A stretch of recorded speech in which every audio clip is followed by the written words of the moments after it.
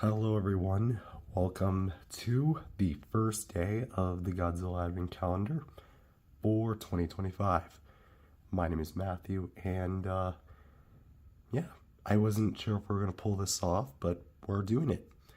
So effectively, if you're new and you don't know how this works, we basically just go through every day with a new figure and we review it, randomly selected with this wheel. Effectively, any figures that were featured previous years are not included, and any figures I got during the month of December are also not included, but are going to be applied here. So all these figures either are new or haven't been featured in the Advent Calendar yet. So for this, we're going to be doing one figure at a time, so let's go ahead and just do this pretty basically.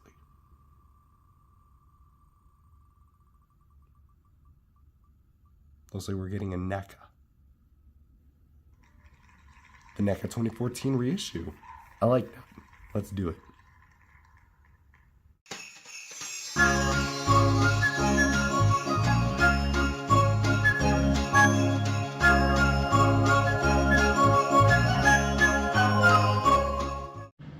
Hello everyone, welcome to the first day of the Godzilla 2025 Advent Calendar.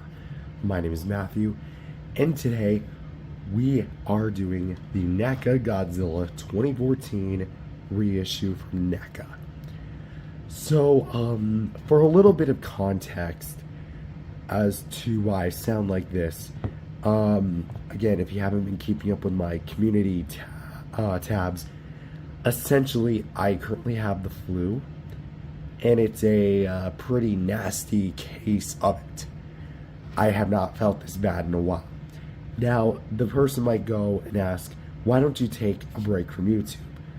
Of which I am going to. But I still wanted to make this video because I did promise that I would do this, and I do not want to delay on the first day. Damn it. Well, there goes my DVD for Shin Godzilla. Anyway, that's actually Blu-ray. Anywho. So, also a little nick I got from my cat earlier because he decided to be an idiot and chew on plastic. Don't worry, we got it all away from him and it's nowhere to be found. Anyway, throw it out. So with that said, first things first is to address the flu thing. If I'm not feeling better any better by tomorrow, I am going to be taking a bit of a pause from the Advent Calendar as well as videos for a little bit, just to kind of recover myself. And yeah, anyways, you're not here to hear me talk about the flu. You're here for me to talk about Godzilla, of which that's what we're going to be doing here. So this figure is a reissue of the NECA Godzilla 2014, which has been long-standing as one of my personal favorites in the whole collection. And as a result, this is going to be, I believe, one of the poster box variants. It's hard to really decipher because all the reissues are so similar yet so different. I only have two of them, this one and the other one, which I've had since, I want to say like 2015, 2016. Yeah, it's been a long time.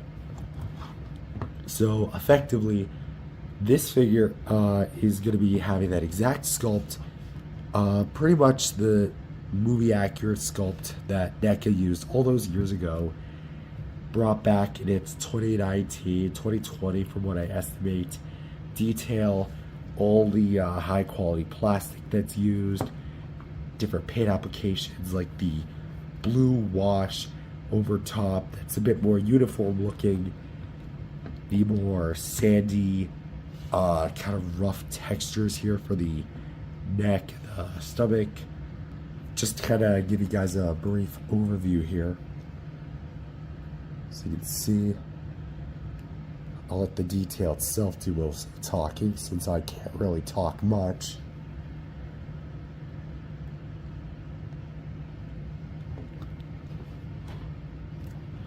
Really nice mouth paint here too. So that's fun. For the claws, which are actually decently pointy, not too sharp, but they're very well done.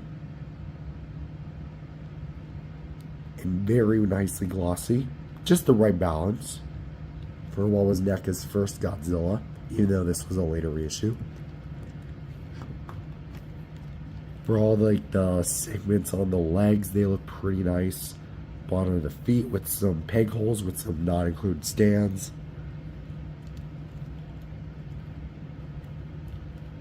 And just more of like that brown wash, which I really wish they kept out the whole bottom, but it's alright. And for articulation, we have a ball joint here at the head, hinge jaw, ball joint here at the neck, ball joints here for the shoulders, swivel hinges for the elbows, ball joints here for the wrists, ball joint here for the ab crunch here with a rotation, ball joints here for the hips, bend at the knee, with a swivel at the knee, ball joint here at the feet, a couple ball joints here, here, here, and here. So you get a fair amount of segmentation there. And from here to roughly about here is a pure bendy wire, and then this is just pure rubber. So on the aftermarket, this guy sells for about $50 to $70 from what I've been seeing. I mean, that's how much I paid for my Tokyo SOS Hybrid Maser Blast variant of Godzilla. And that is about how much I paid for my 84, which is still up and coming. So anyways, if I do recommend this, yes, I do. But this is my personal little gift to you, a little short form review.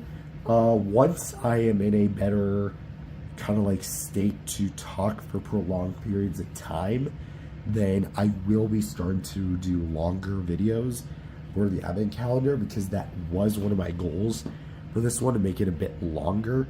But sadly, this one was not one of them. I mean, this was about, what, 7 minutes total, what I'm guessing, post-editing. So again, I thank you guys for watching. If you enjoyed it, leave a like, subscribe, and see you guys next time. Peace out, everyone.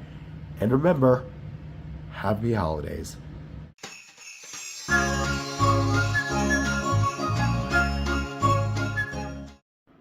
Hello everyone, welcome to day 2 of the Godzilla advent calendar. My name is Matthew, and I am doing a little bit better, but not too by much. I'm still very much under the side effects of my flu, but we're going to be doing this anyway.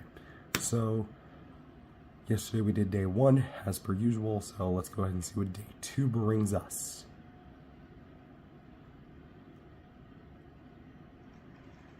Ooh, the Godzilla Evolved keychain, nice. Let's do this.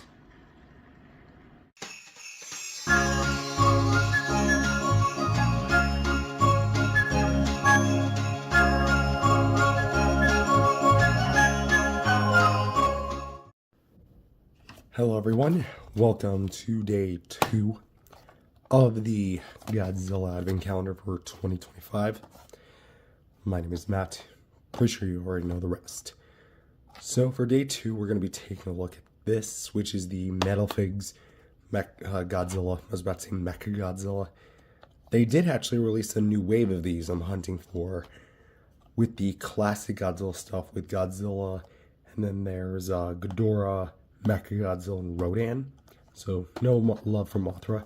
It's ironic that they could have done Mothra in this movie and the classics, yet she's in neither of them. So hey, who's to say that it'll never happen? Anyway, so this guy is obviously still in the box, but I put him back just because I do prefer keeping them in the box, but I like you a lot, so I'm going to do this for you.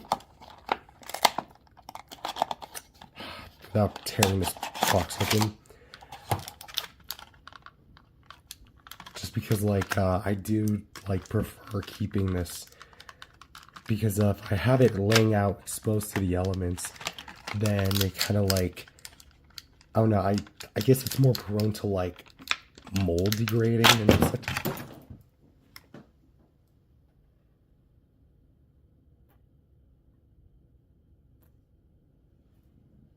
Well, that's happened.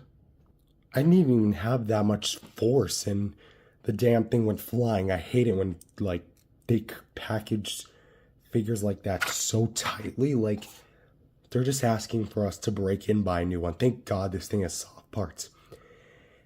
Anyway, so this is a stylistic version of Godzilla Evolved, which was in the New Empire, if you're somehow not familiar with it. And this was bought by my mother while she was on a road trip, so thank you so much, Mom. Anyway, so for the head, it's actually very well nicely done. We have a bit of like an orange, a kind of like olive green for the eye with a black pupil. And this whole like face section's kind of made like a rubberized material. Here we have the teeth paint. I don't agree with the fact that it's painted on the membranes and the tongue, but the teeth are actually really well done, or what they are at least.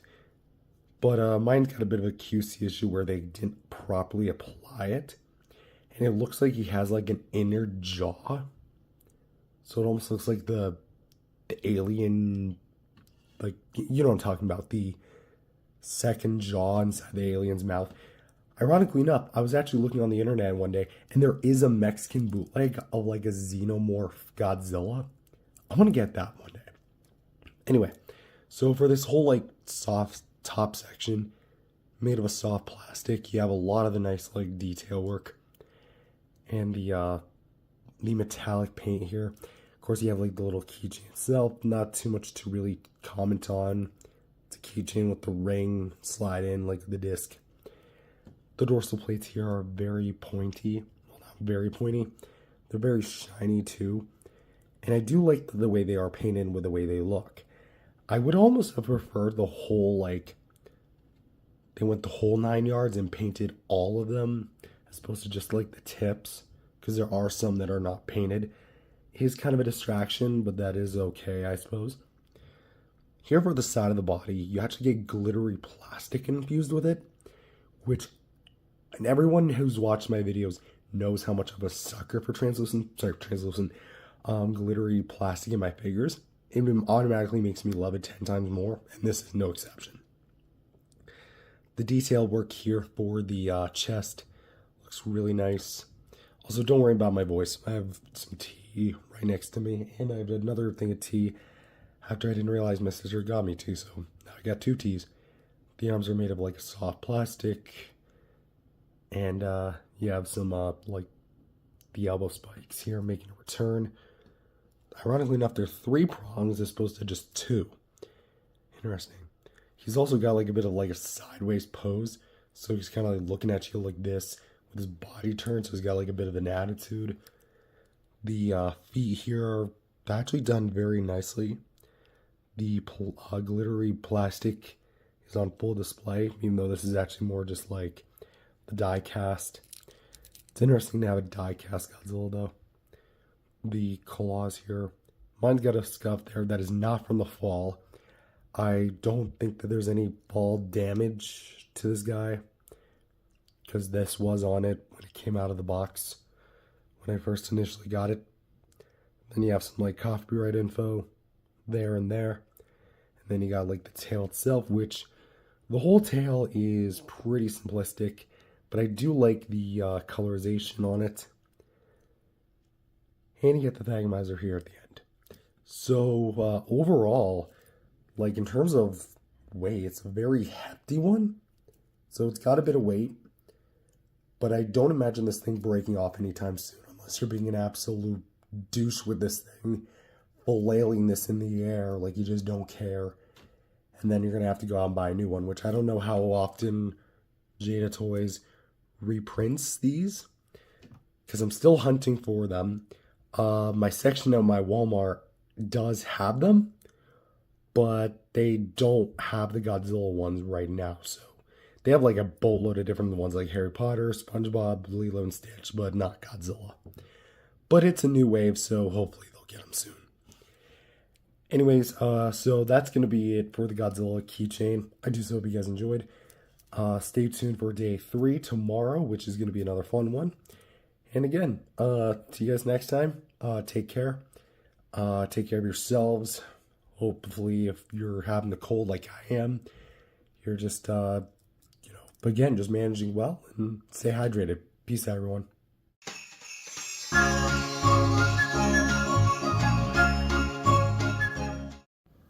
Hello everyone, welcome back to the Godzilla Advent Calendar for 2025. My name is Matthew and today is day 3. So last day we did the Jada Toys Godzilla Evolved keychain. So let's go ahead and spin this wheel and see which one we get for day 3. Looks like it's a MonsterArts, but which one?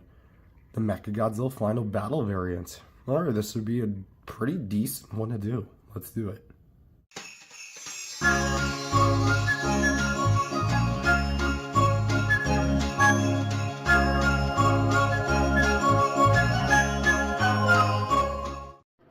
Hello everyone, welcome back to the Godzilla Advent Calendar for 2025. My name is Matt, and today we're taking a look at the MonsterArts MechaGodzilla from Godzilla vs. Kong, the Final Battle variant. So this guy is just a little bit of a backstory. This is actually my newest figure in the collection. So it's not been that long since I last talked about this thing, and I'm not just going to say the figure exists and then just send you a link to that other video. I'm gonna talk about it, but I'm not going to go in terms of like the actual inner details and like super all like different specs of this thing. So I'm gonna be a bit more overviewing with this thing, a bit more abridged, if you will. And because I do want to at least give people who only watch the Advent calendars, all 3 of you, the opportunity to see this figure right in front of your faces. So with that said, for the actual figure, based on an earlier model of the MechaGodzilla design from the film, because this is a repaint of it, like a concept version of MechaGodzilla that was not finalized to my understanding, this guy is actually decently accurate to the film. The dorsal plates are actually a bit bigger than they should be realistically. Like, aside from that, I can't really point out, like, anything intensively, like, inaccurate with this thing. Everything seems to be on point as far as the details concerned. Maybe some parts are, like, smoothened out more than others. But being a mechanicalized Titan, you kind of get that anyway. For things like the tail, they're pretty decently long. They're proportionally what they should be. Although mine's very floppy for obvious reasons. This thing was used, but is very good in condition. Putting the mouth open here. So here we have the cannon, the little mouth little details here. Those are like the indestructible metal grinders that are actually like in real life. You've seen YouTube shorts of people like throwing these things in like industrial grinders. These are what those are, but for kaiju. So Godzilla was gonna have it himself. Not so much of a good day if MechaGodzilla ever bit him. Not that we saw a lot of the fight anyway. But as far as the accessories is concerned, which also is actually just to talk about the articulation. Again, hinged jaw, series of ball joints here at the head and neck, shoulder ball joints here, swivel hinge, swivel hinge, swivel hinge here, swivel hinge there with a ball joint here for the wrists, nothing for the waist, pistons here when you move the leg, when you actually swivel and can kick upward and backward with the leg too. Swivel hinge here for the knee. It's a little stiff, but you can get it done. Ball joint here for the foot. There's a little bit of side to side, and the flaps here do move. And a series of ball joints here for the tail. So for the accessories, again, we're not going to go like in depth with them because I have talked about them before. And to be honest, I relatively do not want to like take the time to like put them on, put them back off, put this on, put that on. It's a little bit of a hassle. So you get alternate hands, which are like grabby hands. They can like alternate between them. And keeping everything in tray here because I'm not pulling them out. A little dusty because of really should be oh no, this is where I keep them. So we have the energy blast, kind of like energy boxing gloves MechaGodzilla uses, and then we have a series of stands here, and for the beam, a series of like rocket propulsions, and a alternate tail drill that MechaGodzilla used in the film. Actually not like using it to his full potential, but you get it. So overall, do I like this thing still? Personally, yes. The problem with having so much cats is that the fur builds up with dust and gets all over your stuff. Like, damn it, I'm gonna have to clean this guy up after this, aren't I? The good news is that this figure is like some parts of it are made of die cast, like the feet and select parts of the legs, like the kneecaps. Trying to use the cold touch technique. Trying to see the dorsal plates, not really. Some parts are. Anyway, I think it's a pretty well done figure. I did recommend it, and I still recommend him now. It is the Christmas season, so you can find yourself maybe a deal or get this for a loved one. Maybe Amazon has some. I don't know. I haven't seen. But that's all from me. Thank you guys for watching. Stay tuned for day 4, and I'll see you guys next time. Peace out, everyone.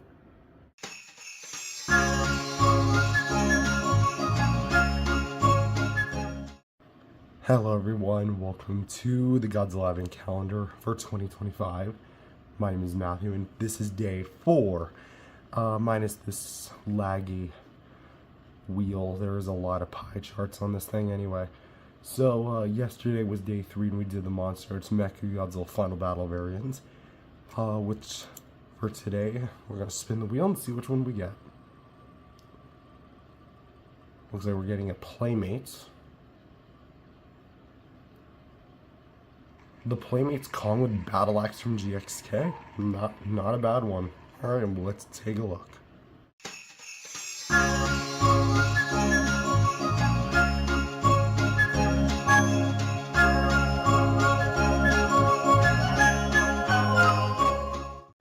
Hello everyone, welcome back to the Godzilla Advent Calendar. My name is Matthew, and today is episode 4 of the 5th annual Godzilla Advent Calendar for 2025. This episode we're taking a look at the Playmates Godzilla Kong the New Empire Battle Axe Kong from Playmates Toys, which for a little bit of context is a different release to the previous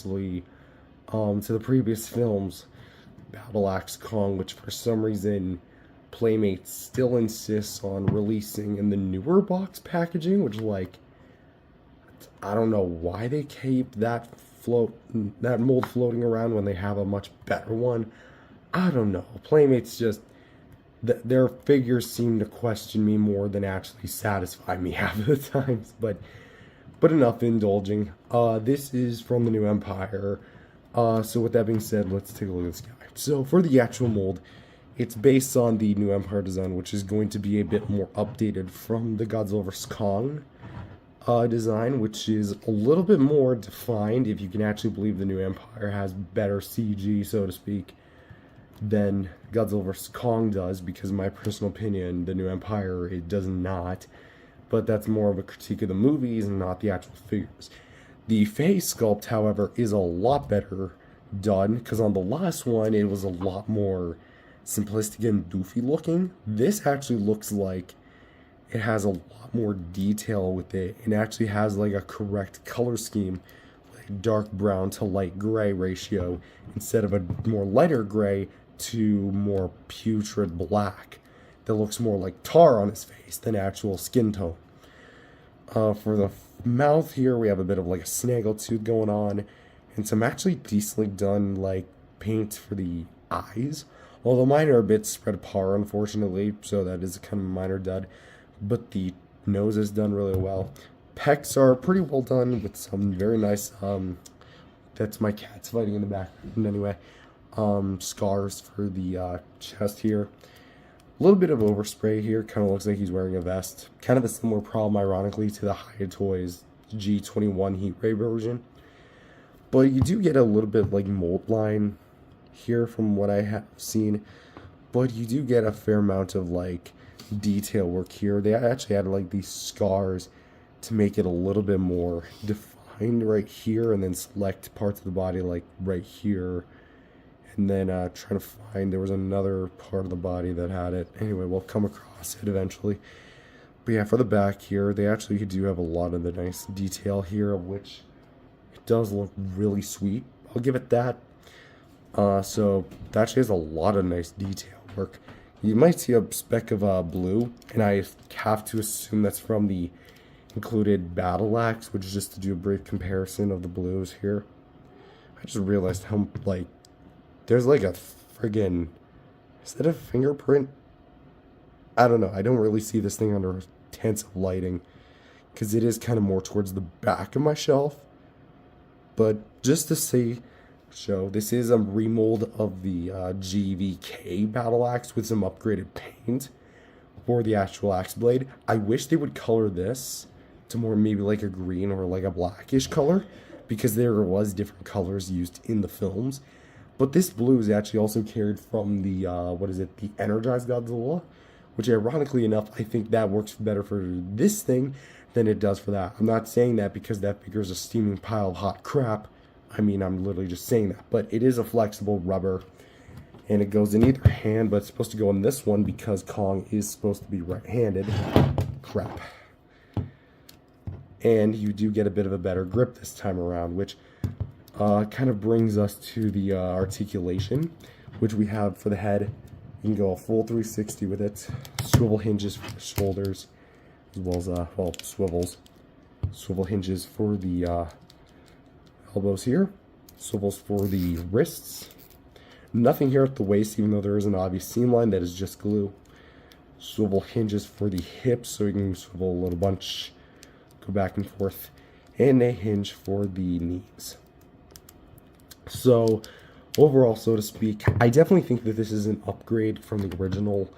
Nothing too, like, overly fantastic, especially since we have things like the MonsterArts and the Hi-Toys variants out. This is a fine, like, toy if you want to get for your kids, because, to my knowledge, stockage is a little dwindling, especially around this time of year where Playmates is. There's no like big MonsterVerse tentpole that was released this year. The closest thing that ironically was released, it was the Shin Godzilla 4K re-release. And when someone looks at that, they're not going to go, huh, Shin Godzilla in theaters. I'm going to go buy my kid a King Kong figure. Like, no, that's not typically how it works. But anyways, just kind of like say my 2 cents. This figure is pretty good. I definitely have fallen out of love with it a little bit, just because like I was impressed with the sculpt at the time, but obviously I've got my eyes more set on some other bigger figures with like higher quality. And who knows, maybe within the next year I might end up selling off my Playmates stuff, because admittedly I am kind of losing interest in Playmates, but I'll still stick around. I do want to get that Frostvark though, because it's either that or nothing when it comes to a Monarch figure. And Monarch Season 2 is coming out with this big screen time leech, thanks to Godzilla. Kind of like overshadowing. I mean, that's a joke, by the way. For legal reasons, that's a joke. Anyways, thank you for watching. Stay tuned for day 5 of the Advent calendar, whenever that might be, tomorrow. And I'm currently still recovering from the flu. Still got a bit of a sore throat, as you can probably tell, but we're still getting to it. It's a slow recovery process day by day. Stay hydrated. To those who are sick, drink apple juice. Trust me, it'll do wonders for the throat, and you'll thank me later. Anyways, that's all I have. Thank you for watching. Stay tuned for day 5. Peace out, everyone.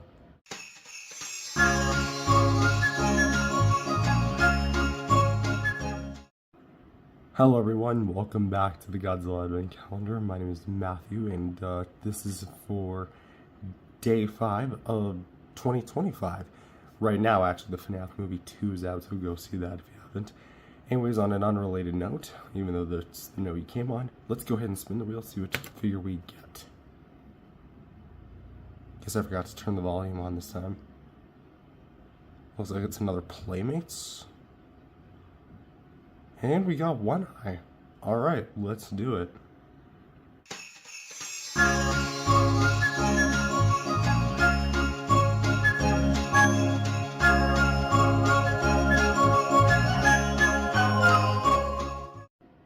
Hello everyone, welcome back to the Godzilla Advent Calendar. My name is Matthew. Yours truly is still under the weather, but doing much better as we speak. Anyway, for today's episode is going to be day 5, which is going to be the One Eye with Bone Truncheon from Godzilla Kong, the New Empire, specifically of the Playmates Toys variety. I mean, it's not like any other company has made One Eye. Looking at you, MonsterArts. Looking at you, Hiya. Looking at you, X Plus. X Plus would never even touch this guy. Anyway, so this is our 5th MonsterVerse figure in a row. So come on, wheel. Let's pick some more Toho stuff. It's not up to me. I don't rig the thing. I put it on there. I own it. And it's not been reviewed before. Anyway, so for this figure, it is going to be from the last wave of the New Empire products before they switched over to the MonsterVerse. And let's just take a look at it. So let's actually kind of like angle the camera up, just because I don't want to like constantly put this guy on the side just for you to see him. So for the, well, call me a hypocrite, I guess. So for the head, being called One Eye, he actually is blinded in one eye. He didn't lose an eye, but he lost vision in that eye. So it's more like a Holes type nickname, if you know the book, the movie of sorts. Anyway, so for the scars here, they're kind of like more blood red compared to the, like something like Kong, which is interesting. Maybe it's just he highlighted those scars, you know? So here we have a little bit of scuffing on my nose, but that's okay. Actually, maybe that's supposed to be like that. Interesting. But the eye's actually really well painted, having like detailed eyeball itself. Decently detailed nostrils. A little like fade of color where his mustache should be. It kind of looks like a certain figure from history that I shall not name, but does come across as a dictator. Anyways, that's all I'm gonna say. For the actual mouth here, it's a bit of like a snarl here. Bit of actually nice detail here going on with the face. The actual like fur here is actually really well detailed. And we have a nice little like white spray, which is meant to be like his bald head. Here we have like 2 details of his receding hairline. Like, come on, dude, shave that hair off. I mean, if you're able to make something like this, surely you can find something sharp enough to shave that off. Anyway, enough shaming a character over something you can't control. Ears are there. For the torso, the skin is a little bit more smoothed over, but we do have more like that tribal, cultural painting on his stomach. But of course we have like more like the thinning hair on his side. And then it's interesting because like a majority of the hair here is more painted white than natural brown. I say that as we turn to the back, where a large majority of it is not painted, which I kind of wish Playmates would start doing on their figures. Although we have here and here pretty well painted like skin patches, and as well as like his buttocks right there, so that's interesting. As well as more skin patches here that are not painted. But we have a singular line here of the paint that is all entirely white. And of course here we have the infamous Bone Club, which is just a large femur, which really does beg you the question, even though the MonsterVerse films pretty much gave the middle finger to Logic long ago. Where did this bone come from? Because no other Titan, well, maybe that giant bone bridge Titan, maybe something like that, maybe a little smaller, a little bit, as in like miles shorter. Anyways, little look here, more red here, and then here we have like pre-posed legs, which are out to the side. Here we have like fades of white here and here, and a little bit more white, more towards the feet. And just to show you the bottom and the back. So all that's pretty fine and dandy. For articulation, we have a, not a ball joint. Actually, wait. Yes, a ball joint. So for basic movement, we can go pretty much like swivel like that. And much like the 2017 classic Kong from Godzilla and Kong, the classic Titan stuff that Playmates used to do, you can actually kind of get some like side to side, but you can also get some more movement. So yeah, it is on a ball peg. Swivel hinges for the shoulders, so you can go pretty much full 360 with that. Swivel hinge for the elbows. Swivels for the wrists. Ball joint here for the ab crunch. You go back, forth, squeak. Swivel hinge for the legs here, side to side, and a swivel hinge for the knees. Nothing for the foot itself. Anyways, again, for being much more of a basic figure, it has its fair share of problems, but it also has its fair share of things like really good sculpt and surprisingly nice paint applications. Articulation serviceable, and I do like the accessory it comes with. Anyways, that's all I have for day 5. I do so hope you guys enjoyed. Leave a like and subscribe. Stay tuned for day 6. I want something Toho. I don't control it, but please pick something Toho. Anyways, that's all I have. Thank you guys for watching. Peace out, everyone.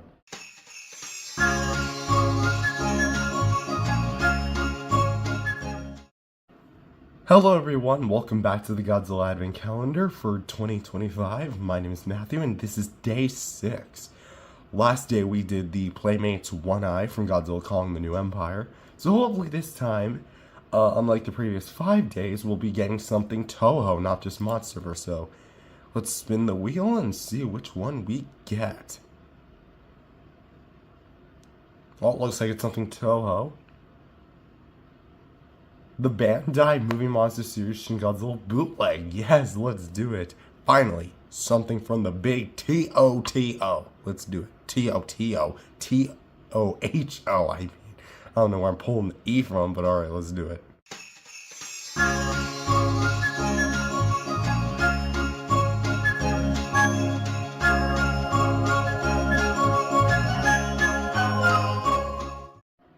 Hello everyone, welcome back to the Godzilla Advent Calendar for 2025. My name is Matthew, and today we're taking a look for day 6, the Bootleg Movie Monster Series Shin Godzilla. Now, this isn't the definitive Bootleg Shin Godzilla. Now, what do I mean by that? Well, if anyone has been in the world of bootlegs for the better part of the last few years, you know that bootlegs are something that run rampant, and it always have been since, I guess, pop culture's conception. Essentially, bootlegs are a cheap alternative to what is effectively the real thing in countries that may not get the actual figures because they're only so mass-produced. Even Playmates isn't really that produced in, from what I know, in a country like Mexico, for example. So they have their own set of bootlegs, but that's like a whole other different ball game. This is a bootleg of Shin Godzilla, one of the most popular versions of Godzilla, but let's go ahead and take a look at this dude.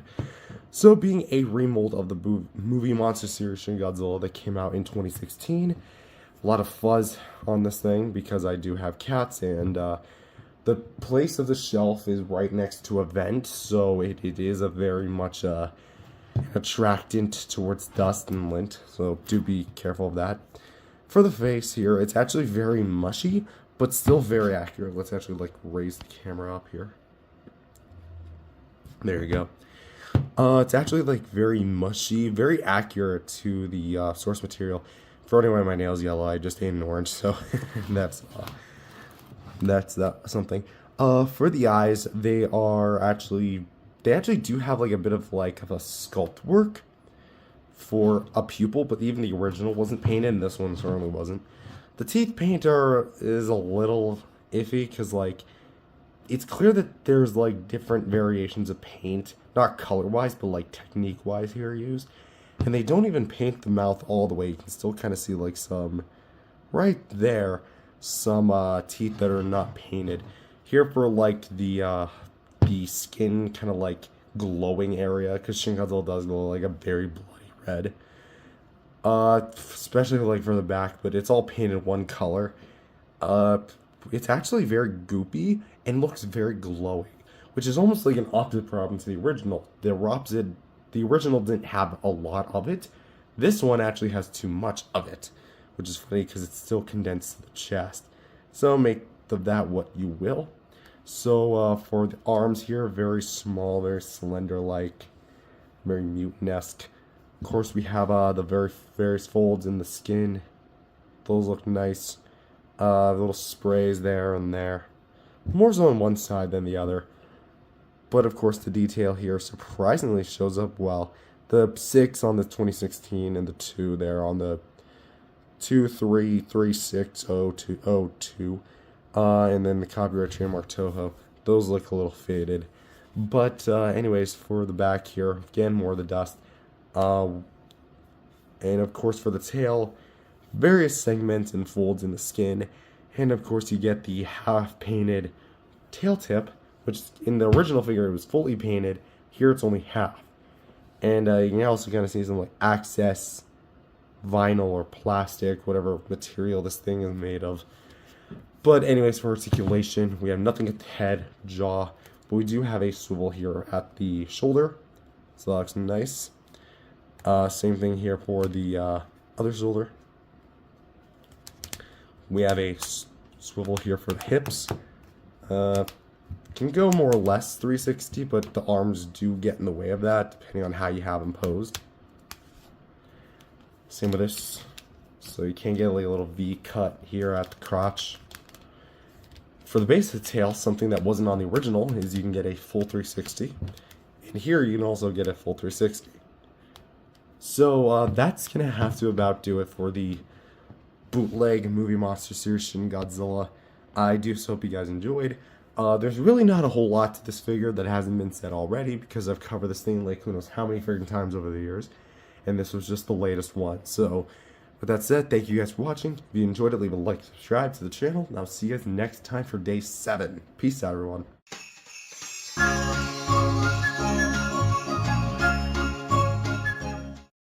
Hello, everyone. Welcome back to the Godzilla Advent Calendar for 2025. My name is Matthew, and today we're doing day 7. Now, I had accidentally spun the wheel after I left my computer idle, but that one didn't count. If you're wondering, I landed on the Scar King from Final Battle, Playmates, whatever. But here we have the actual one, which I remember to turn on the volume this time. Just for a dramatic effect.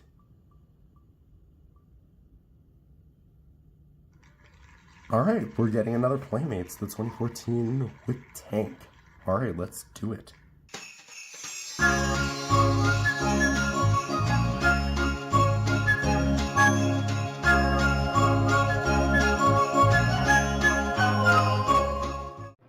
Hello everyone, welcome back to the Godzilla Advent Calendar for 2025. My name is Matthew, and we're back with day 7. Today we have the Playmates City Destruction Godzilla 2014 with Tank. I know, very thrilling name, but that's literally the name of the figure, and that's what we're calling it. Anyway, for those that are unaware, this was part of Playmates' 2022-2023 MonsterVerse brand revival type thing where they transitioned from Versus Kong to the MonsterVerse collective, basically. And they started doing films from the previous iterations of the MonsterVerse, and 2014 was one of them, and this is our 2014 rep. Anyways, without further ado, this is going to be just a basic overview because we've taken a look at this guy many times. This is just the latest one. Anyway, so for the and Tank part of the name, this is actually a very, actually a fairly basic tank, all things considered. Something to actually point out with the tank in particular is that, although it's very basic, having a more of like a beige slash, also you're gonna have to forgive like all the fuzz I have, because again, this thing is right next to a vent shaft, and well, this, I have cats, so anyway, so for the tank itself, it's like a little beige color, but it's also made of like a little rubber. Trying to like get rid of all the things as I go here. It's not exactly easy, but For what it's worth, it is actually very nicely detailed because we do have a lot of like nice panel lining and the treads here, as well as the big kind of like top on the tank here. I don't know the name. I don't know my military weapons all that well. But that said, we actually do have a rotation here. Nice. Look at that.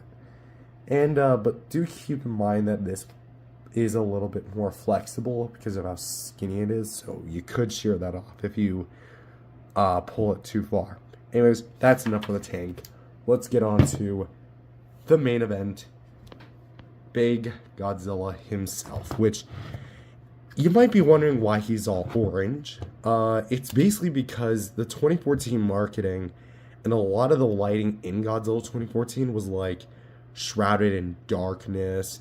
It was very gritty. It wasn't much color outside of the occasional like maybe explosion, flame, spark, fire, whatever. Anything that illuminates anything sort of heat.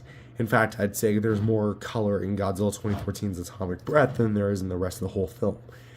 That said, it's trying to take a tack at like that orange vibe that the film goes for, which I would say does it very well. The overall sculpt is actually a decent stylized representation of what you get with the film.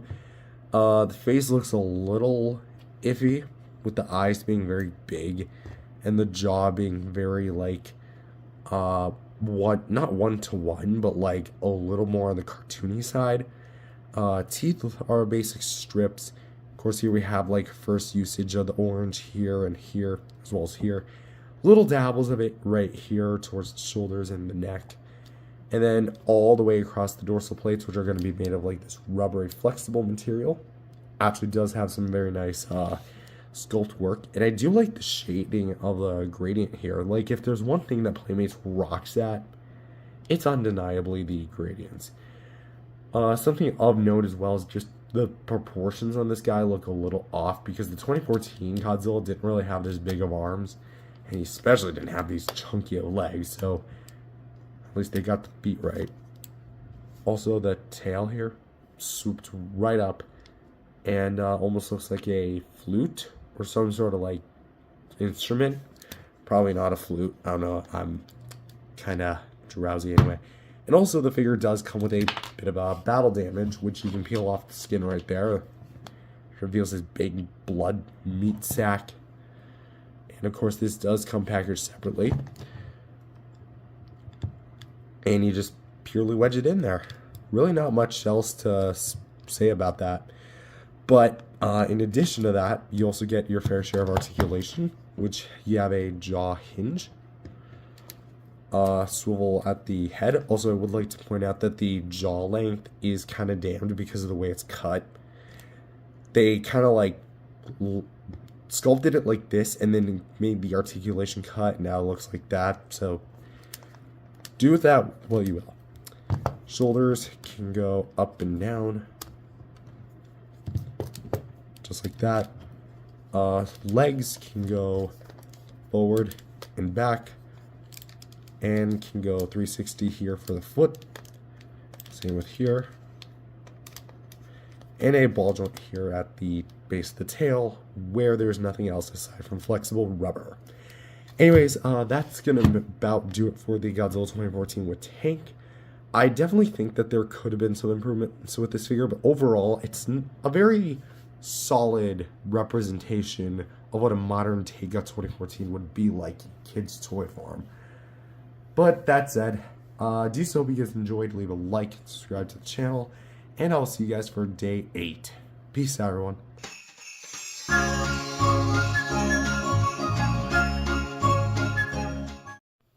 Hello, everyone. Welcome back to the Godzilla 2025 Advent Calendar. My name is Matthew.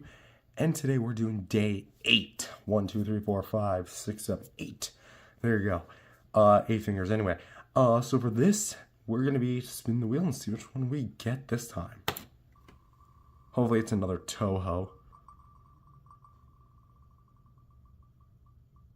Oh, it's another MonsterArts. Which one? The MonsterArts 2001 Godzilla. It's an interesting pick. Alright, let's do it.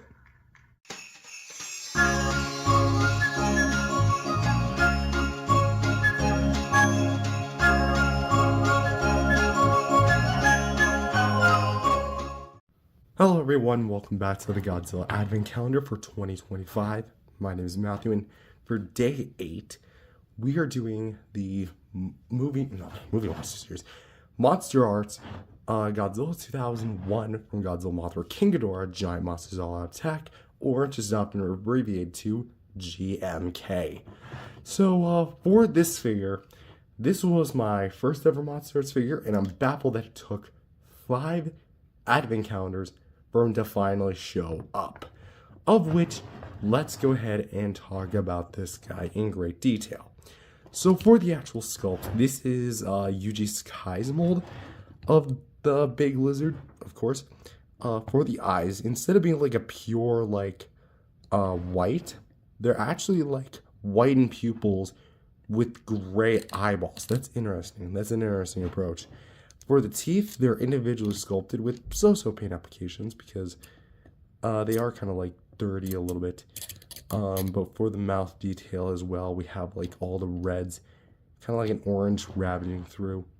And of course for the tongue, mine's a little scuffed, but that's only because of how old of a figure this is. And the detail still holds up really well and really nicely, which is something I do appreciate. Showing off a bit more of the detail here for the sides, we actually have a lot of the nice kind of like details and ridges here, just looking very nice. Mine's got a bit of like miscolorization because, well, like for example, this black thing, I'm pretty sure that's just from the base figure, but you have like some extra gunk that like old me has just accumulated thanks to how long I've had this thing for. But you do get some like sprays of white here at the chest, but the claws as well. Those looking nice. And of course, it wouldn't be complete without talking about the dorsal plates, which are individually sculpted and very accurate to the film. Although they are a little too dark for my liking. I feel like if they were a bit more lighter, like the NECA version, I feel like that'd be a bit better. For the legs here, big, meaty, chunky legs. All the individual crevices and details. And of course, here we have the big toes here. Claws, nice shading of which they look nice and beefy. And of course, here we have this more, I guess, average length tail. Like, it's not one of those stupidly long tails. It's actually very slender in comparison to other Godzillas in the line. But I guess probably gives like of how big and bulky of a Godzilla it is. It definitely looks a little mismatched compared to the rest. But you do get like the spray that goes from the top of it. If you're wondering why this one is like all glossy, it's actually because it's glued in. Years ago, many moons ago, I broke that, so yay. But yeah, aside from that, there's really not much else to comment on. For the articulation, the head can go up and go down, go a full 360. Another segment here midway at the neck, and of course here at the base of the neck, go down, up, go side, and all that. Here we have a jaw ball joint here. That looks nice. Here we have for the tongue a ball joint that like swivels. Here for the shoulders, ball joints here, so you can go up and down, and kind of like out to the side. Bicep ball joint here. It is a ball joint, but it's very limited. Swivel, sorry, I guess it's a swivel hinge. Double hinged elbows, because you can also rotate them a little bit. Ball joints here for the wrists. Mine love to pop off, specifically this one, because like I'll literally just swivel it. Okay, it's making me turn out to be, was it this one? No, I think it had to have been this one. Yeah, it was this one. Okay, so apparently it's strengthened up over the years. Interesting. For the torso here, as you can see, ball joint, yay. As well as another ball joint down here with the mild rotation. Come on, get this thing back up. Thank you. We have ball joints here for the hips, very squeaky. swivel hinges for the knees, calf joint right here, and then a ball joint here for the foot. Series of ball joints starting from the tail onward and all the way to the tippy tip right here, which I've lost a few times, but thankfully I was able to find it each and every time. Watch as, like, right after this recording, it pops off and I immediately lose it for good. Oh, that would suck. But anyways, that's gonna have to about do it for the 2001 Godzilla from MonsterArts. I just hope you guys enjoyed. There will be more coming pretty soon. Stick around for day 9. I'll see you guys next. Excuse me. I'll see you guys next time. Peace out, everyone.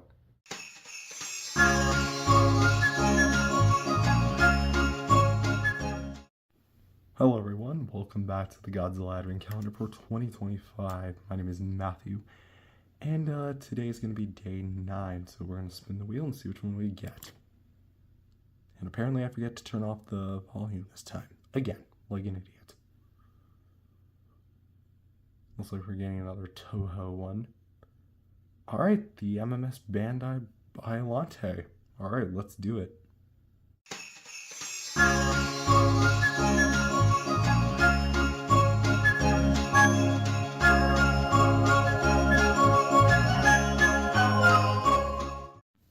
Hello everyone, welcome to day 9 of the Godzilla Advent Calendar.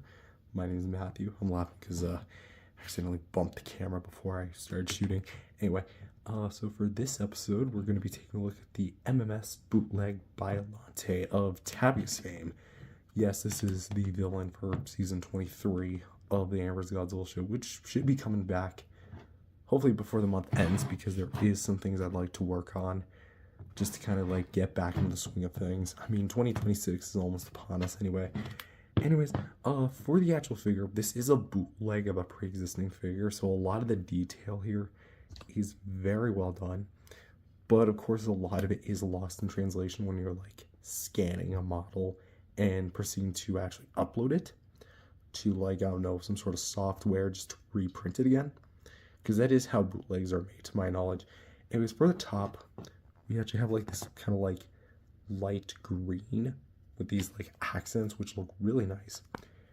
The face, we have like this bone white for the eyes, the teeth, which are painted, and of course the side tusks here, which you can kind of see what I'm talking about when I say molding, because like there's like little bubbles every so often throughout the figure. Here we have like the big rose sack in the film, which is like a wheat spot, if I remember correctly. Which is actually painted orange, which actually does look very nice. Going back to the mouth here, all the little teeth, which are painted like a very blood red. Kind of surprised about that. Anyways, going back to the green, here we have like all the way to the back here, it kind of like fans out to the big vines, the small ones. Which for the small ones, they don't really have a whole lot of anything. They're not like super well detailed, but they are very well at least sculpted in a sense. Of course, you can see all the vines that are like wrapping around. And for the front vines, you can kind of see what I mean more by like bubbles in the sculpt. Not too well. Also, like the vinyl here is like very flaky. So it's obvious that this was a bootleg. But I mean, for a Biollante figure, you certainly could have gotten way worse. Also for the teeth, this basic one-note strips. But for the movement as well, also just to showcase for the bottom, Bar BGK China. Apparently that's the company name, quote-unquote company. And we also do have like this circular indent, which you can kind of see inside. It's just pure vinyl. Pure like rubber flexible material with a little whitened crease. Anyways, for the articulation, head can go on a full 360. It does kind of like bump up against it because of the way it's cut, so do keep that in mind. We have a 360 here for the vine, and 360 for this vine as well. It's funny, it's because you can kind of get it spread out like this, or you can kind of cross it in. Almost giving Biollante a little sass, you know. But as for that, that's kind of it. It's a very basic Biollante figure. very inexpensive. You can get this on AliExpress for like, what, less than $10? I think I got mine for 15, but it should be on sale because it is the holiday season. So if you want one, pick one up. I recommend getting the original, but if you absolutely just want to buy a Biollante figure but don't have the money right now, go with this one. Anyways, that's all for me. If you enjoyed it, leave a like, subscribe, and I'll see you guys in the next video. Peace out, everyone.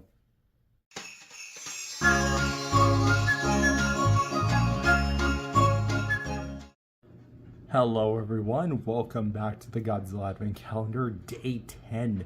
Yes, that's right. We're back. Had to take a little bit of a hiatus, but we're in catch-up mode, so consider this me just making up for lost time. Anyways, without further ado, let's just go right on to it.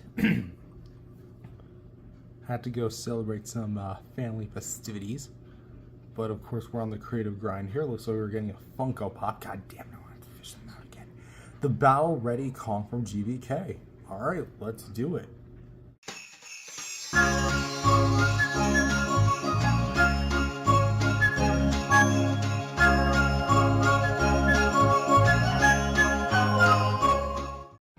Hello everyone, welcome back to the Godzilla Advent Calendar for 2025. My name is Matthew and today we're doing day 1, 2, 3, 4, 5, 6, 7, 8, 9, 10. Day 10, 10, 20, of the Godzilla Advent Calendars. For today's episode, we're going to be doing the Funko Pop movies, number 1020, Godzilla vs. Kong, Battle Ready Kong, which is going to be the standard edition of the Big Ape. Wow, talk about whiplash. Back to the pandemic era, huh? Yeah, when, of course, everyone was wearing masks, everyone was trying to keep out for that certain virus. I'm pretty sure I'm allowed to say it, COVID. Oh, but you're feeling all nostalgic for something that only happened a few years ago in lockdown. Well, it was sentimental to a lot of us who were having, like, you know, coming of age moments like me. Anyway, so this dude has been out of his box. I haven't taken this guy out of his particular box for a little while, so prepare. His box is a little bit damaged because a little funny piece of trivia. Back when I was actually getting him, I was at my dad's and, like, left it in the car, and, well, let's just say it was very snowy out, so I think, if memory serves me correctly, I accidentally dropped him, and it, like, because it was like very wet out there, my boots were not necessarily the most dry, so yeah. So it's a bit water damaged, but the figure itself is actually completely still intact, which is very surprising because you'd think like something like that would actually just go. Well, anyway, here's the actual figure. It is made up a soft vinyl. This thing is well, just for the face, it's got a bit of like a gray color tone with the orange eyes, and then like some scarring here, and then a very wide open mouth, so that looks nice. A very nice dry brush beard, which I have commented that I wish it looked like the whole figure looked like this. I do still stand by that because Kong's beard was never like, in terms of looks, yes, it was defined, but in terms of color, it was pretty much like the same color tone as the rest of his fur. So I don't see why this couldn't have been like, you know, colored, but the rest of the body, this could be colored, the rest of the body couldn't. But for the vinyl here, it is very well detailed, at least to like a $10 Funko toy, you know. Ears look pretty nice, got some mild scarring on them, more or less furring here. The bottom part, which is going to be where his like big like pose is going to be, one arm's like this to the chest, the other one's kind of like over here. Of course, here we have the scarring, the legs here. Not too much to commentate on here. The Funko copyright info, legendary copyright trademark, copyright Toho, oddly enough, because this isn't exactly Godzilla, which, just to bring it over, this is my latest acquisition. No, he will not be a part of the Advent Calendar because he is not eligible. Yeah, if you don't know how the rules go, effectively, if I get a figure during the month of December and I'm already doing an Advent Calendar, that figure in question is not going to be added. So, yeah. But for articulation, he actually does have a swivel here at the head, so you can go back and forth like that. But relatively speaking, monkey booty and everything, that is kind of it. He is a very simplistic figure. And yeah, I don't really have much else to say. If you don't own a Funko Pop Kong, because these things are actually relatively cheap on the aftermarket, because like, I don't know, I guess everyone just wanted Godzilla. Not to say Kong was like horrible or anything, hell no. He is also part of the reason why this movie like was so mainstream back in 2021. You should have been there. All the edits on TikTok, all of this stuff, just like the worldwide divide. Like, if there's anything that the world should be divided on, it's like who would win in a fight. And we go see the movie, see who wins. That's the end of it. Anyway, so like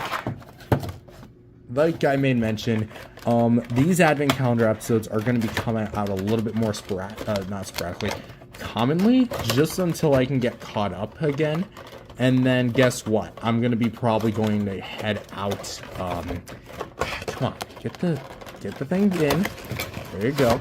Okay, like I made mention, the advent calendar episodes are going to be coming back pretty much in full swing. So yes, do stick around for day 11. What would have been day 11, I guess, particularly. So episode 11, whatever. Anyways, thank you guys for watching. If you enjoyed it, leave a like and subscribe, and I'll see you guys in the next episode. Peace out, everyone.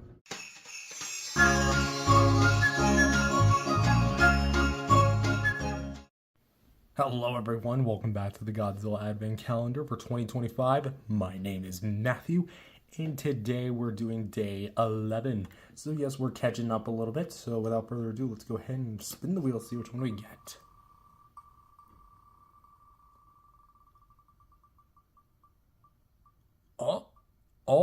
Whoa.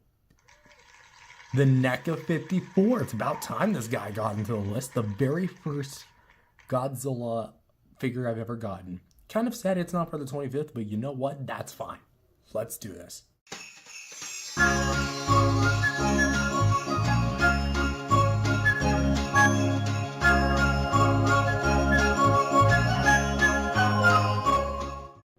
Hello everyone, welcome back to the Godzilla Advent Calendar for 2025. My name is Matthew, and for the first time ever, and the only time, the very first Godzilla figure I ever got, the one that started it all, is finally on the Advent Calendar. The 1954 Godzilla from NECA Toys. So, it only took freaking 5 times just to get you, huh? Anyway, so for the actual figure here, for a little bit of context, this, of course, was one of NECA's earlier figures, so it may be a bit up to par. So for the sculpt, it is very movie accurate, having a very nice sculpt overall with a black kind of like base and a blue wash to kind of bring out some of the more finer details, which I think it does so very well. Although do keep in mind that this is an older figure, and being the very first one, I didn't really treat my figures all that great. So it could have a little bit of scuff in regards to the paint, which you can kind of see with the tongue here and the teeth, which are going to be both painted like a gray. The tongue more or less like a spray of gray. And of course for the mouth, nothing too special going on there. The eyes, they're painted like a black and white, looking straight ahead. Looks nice. For the spines here, the middle rows are going to be painted, but the outer rows are not, which if that's a good or bad thing, I'll leave that up to you. But of course we do have the ears, and we do have like the extra folds in the skin. We have several dorsal plates, which are painted pretty okayly. This is definitely not the frosted tip one of the 2019-2020 release, but we do have a lot of nice, like the sculpt here is just very movie accurate. Like the shape of the fins, the paint not so much, because like you can kind of see like the black outline here. Like the interiors are definitely like a bit inconsistent. Like this is very well shaped. This bigger one not so much, and you can kind of see like some black scuff in there. So yeah, that's all my fault. But again, like the overall shape of the fins here are very well done, and it's just something that I really do like. Also, they are made of like a rubbery material, so you don't have to worry about them like breaking off when you move it. Claws are going to be painted like a gray here. Pretty basically, lots of scuffing, but of course we have the big folds in the skin, which almost looks like a suit. More of the scaleless skin and the big meaty thighs. Like those are some big thighs even for Goji. Here we have like the little kneecap, of course, there. So that looks nice. All the blueness right there. The feet are big and bulky with the 4-toed feet, 3 in the front, 1 in the back. Copyright info 2014. Although I don't think this was released until 2015, so that is an interesting copyright. Was it? I could be wrong. I don't know. I'd have to go back and look. Anyways, so yeah, the claws look pretty good, and the red tail, itty bitty. Got the blue wash, of course, surrounding the whole thing. And of course, we have the the dorsal plate paint all the way to the tip, which looks very nice. And the tail itself, even though it was earlier, I kind of wish it was a little longer than this, but see how that be. So that's about it for the sculpted paint and for the articulation. If you played ball once, you played ball with all of them. There goes my heater. The jaw can move like that. Ball joint here at the head, which can go up, down, side, side.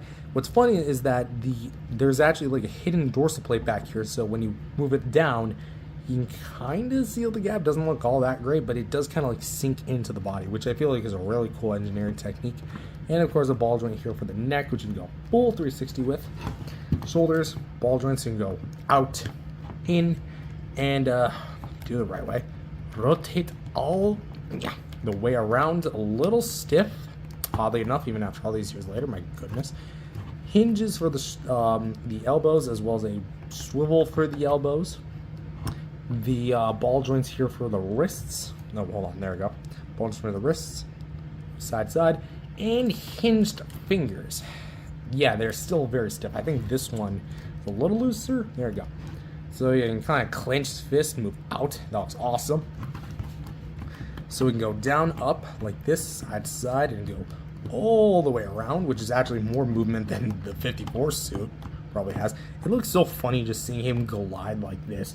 Reminds me of like a character from like a movie or something like that. What am I thinking of right now? They can actually like do something like that. Anyway, so yeah, like I may mention, the spines do kind of like rub against each other. So while you don't have to worry about the sculpt itself chipping away, the paint itself will. So do keep that in mind. The hips, you can go, I think, just about forward and back, 360, just about. I'm not sure. The swivel hinges for the knees are here. Swivel as well. Ball jointed feet, so you can get a little pivot. It's 360. And of course, let's fix that in a segment. 1, 2, 3, 4 ball jointed segments, and a bendable wire inside the tail, which I would like to iterate that my copy, there you go, unfortunately has a broken wire inside, about right here, because if I twist like this, I can kind of feel it like having a little bit of resistance, because this feels pretty much like solid, and this also feels solid, so there is obviously like a break-in piece right there. And I'm kind of worried that if I like twist it too far, then it'll just like poke right out of the rubber, and I'm gonna have to fish out like another $70 to $80 just to get a freaking replacement for this thing. So yeah. Also, as for accessories, the original release, which is the one I own, does not come with anything, but it should be worth noting that a very certain 2019-2020 big $20 elephant in the room does, and that is because the original reissue of this guy, actually, with like the poster box style packaging of the 54 film, whatever, does come with an effect part. It's actually just the same thing that comes with the 62 Godzilla, and you could poke it in like this. Only problem is because mine is the original, mine doesn't have the sculpted in peg hole to accommodate the beam effect. So this, if I clench the teeth hard enough, maybe it'll stick. Okay, so I guess it kind of works. So that's kind of what it will look like, just with a lot more tightened up sculpted paint. So yeah, that's what it would come with. Just the original one does not come with anything. So with that said, that is going to be day 11 for the Advent Calendar. I do so hope you guys enjoyed. How sentimental that we finally get to review the very first one for the Advent Calendar, huh? The one that I got on December 25th, 2015. All those years ago. Nearly 10 years ago, as of this year. but we're almost to the 10th year anniversary of the Godzilla collection, even though that's not an anniversary we necessarily celebrate, whatever. Anyways, thank you guys for watching. If you enjoyed it, leave a like and subscribe, and I'll see you guys in the next video. Peace out, everyone.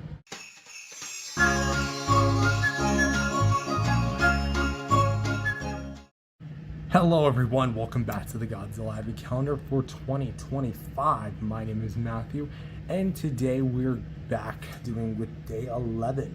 So last day we did the NECA 54. Well, today we're going to be doing another figure, whichever figure that might be. A little bit of lag, but that's okay.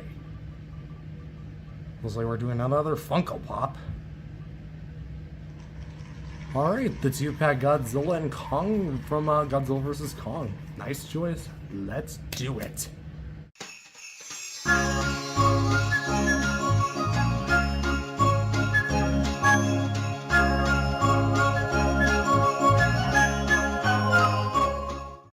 Hello everyone, welcome back to another video. My name is Matthew, and this is going to be the day 12 for sorry, the Godzilla Advent Calendar for 2025. So today with us we have the 2-pack special edition between Godzilla and Kong in Funko Pop form. And do we really have to take a look at this thing again? I just reviewed him. Whatever, I'm going to primarily be focusing on Godzilla here because just noticed that. It's a box. Anyway, yeah. I'm going to be primarily focusing on Godzilla here just because I haven't taken a proper look at him in this Advent Calendar in particular, but hey. Anyway, so yes, this is the 2-pack BAM exclusive, although mine just says special edition. Don't know what that's about. Probably just an import from another country, if I had to guess. Question mark, anyway. So this is going to be the 2-pack, obviously, with Godzilla and Kong, the battle-ready Kong of the base form Godzilla. And I like it when companies actually take two characters and they package them together, aside from just one figure. I know, I feel like they'd make more money had they do it. Anyway, so let's just take them out of the box because I do like to keep them in the box. Just because I'm not like an in-box collector, but when it comes to stuff like Funko Pops and U2s, I do tend to do that a little bit more. So consider this like unboxing 2 on the channel in regards to these guys. Come on. Oh, shoot. Heard something. There you go. So let's get the box out of the way.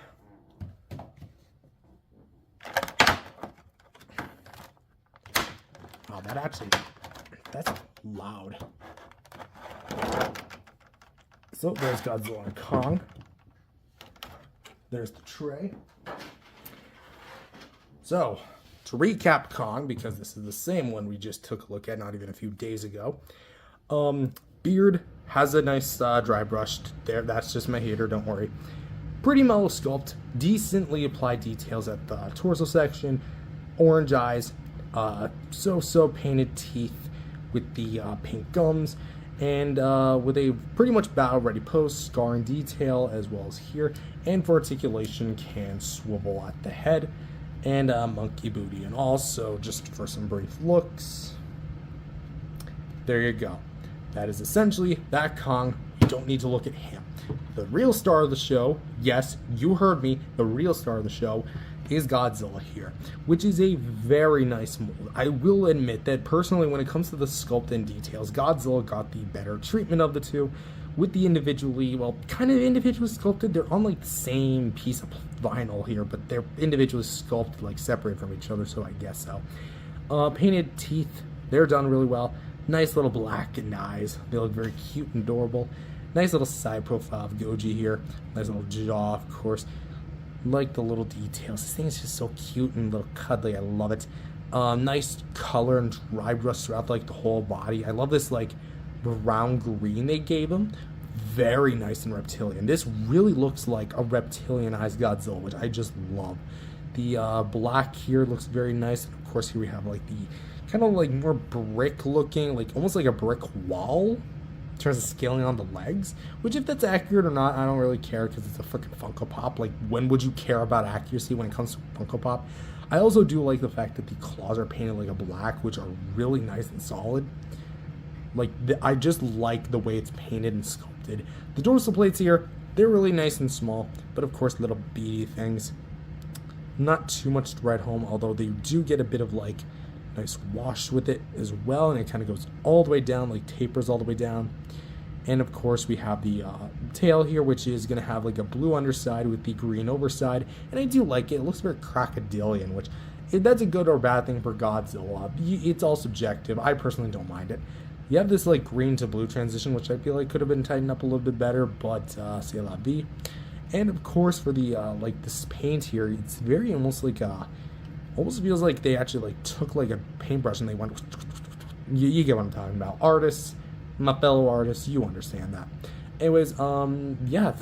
Aside from the defined gills, there's really not any articulation on it. The head, arms, legs, or tail. It is just a little tiny chibi Godzilla statue that you get for the price of one if you bought it with the Kong, which, just for a little bit of like a size reference, they're about the same height. Godzilla's body is obviously a lot bigger than Kong's because like it's a humanoid body versus a very chunky lizard body. Also, Godzilla just is a lot heavier, so there is that to look forward to. But yeah, that is about it for the Godzilla and Kong 2-pack.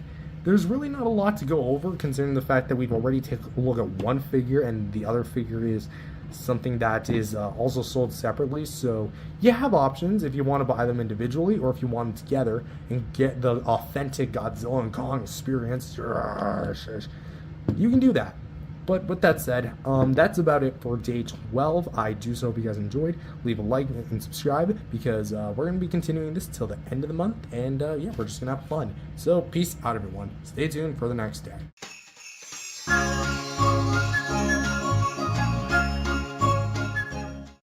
Hello everyone, welcome back to the Godzilla Advent Calendar for 2025. My name is Matthew, and today we're doing day 13. It wasn't obvious enough. So we're going to be doing another spin the wheel thing here. So let's just go ahead and see which one we get. Last time we did the Funko Pop 2-pack between Godzilla and Kong from, well, Godzilla vs. Kong. It looks like we're getting a MonsterArts. Which one is it going to be? The MonsterArts 2019 from King of Monsters. That's a very cool choice. Alright, let's do it.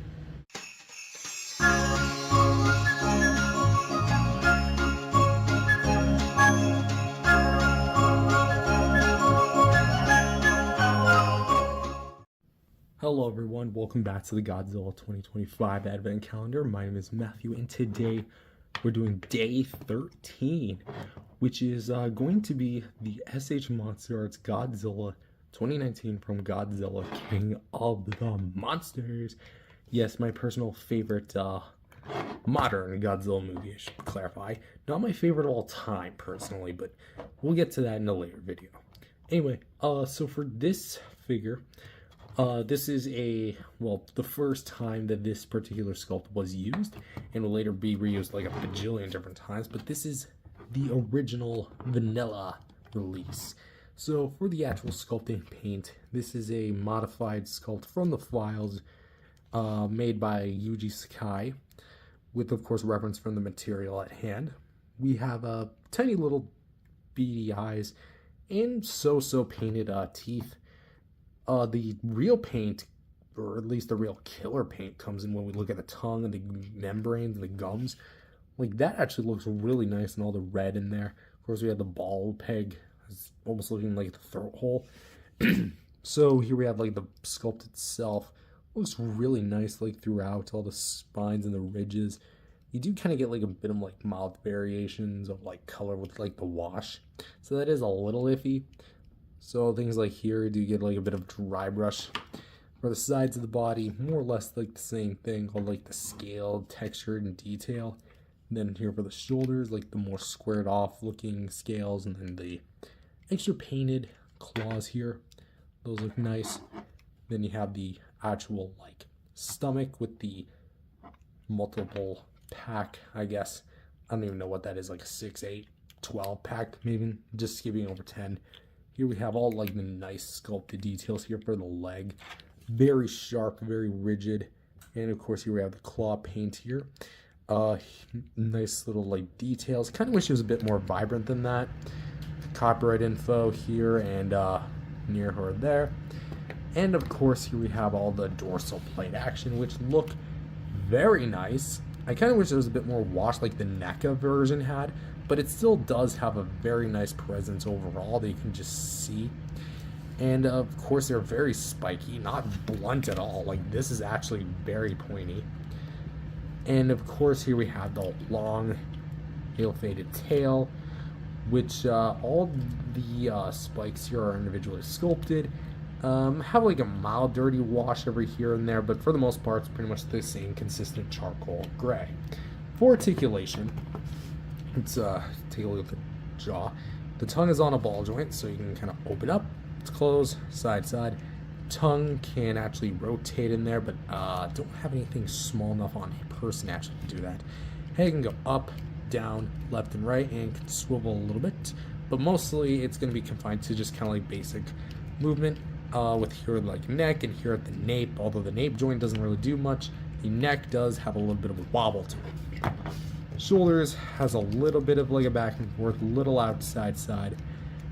Ball joints here, or sorry, the hinge for the elbows, so you can have like that swivel. There we go. The swivel hinges for the wrists, so you can kind of go like side side. Ball joints here.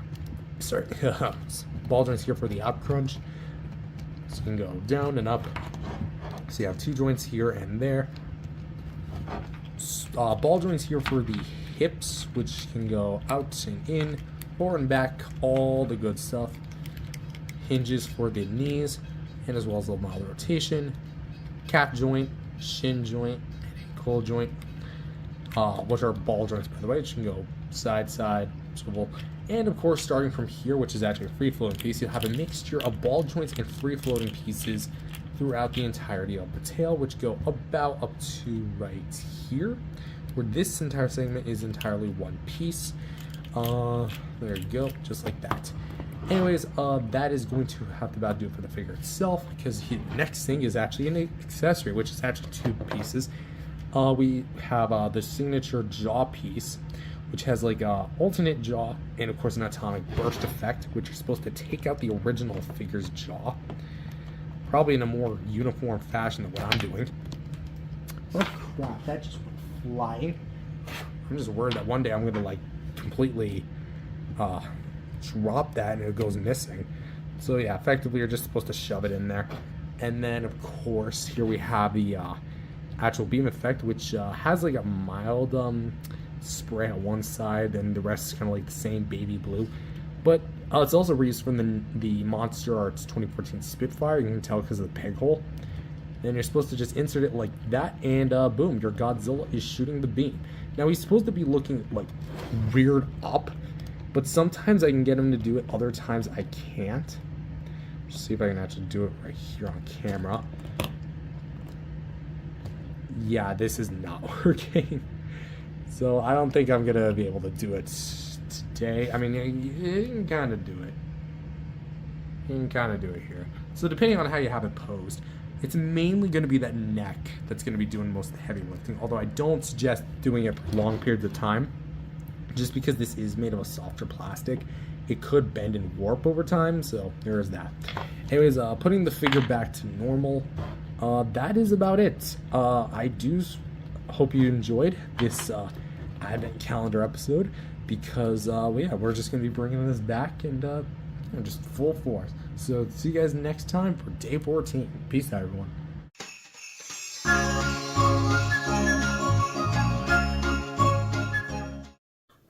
Hello everyone, welcome back to the Godzilla 2025 Advent Calendar. My name is Matthew, and today we're doing day 14.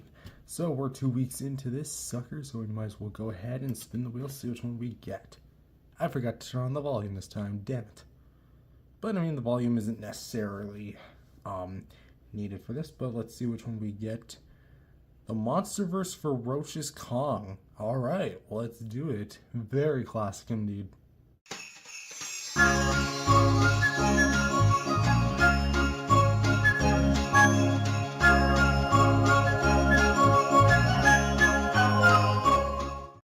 Hello everyone, welcome back to the Godzilla Advent Calendar for 2025. My name is Matthew, and today for day 14, we have the Ferocious Kong Skull Island figure from Playmates Toys.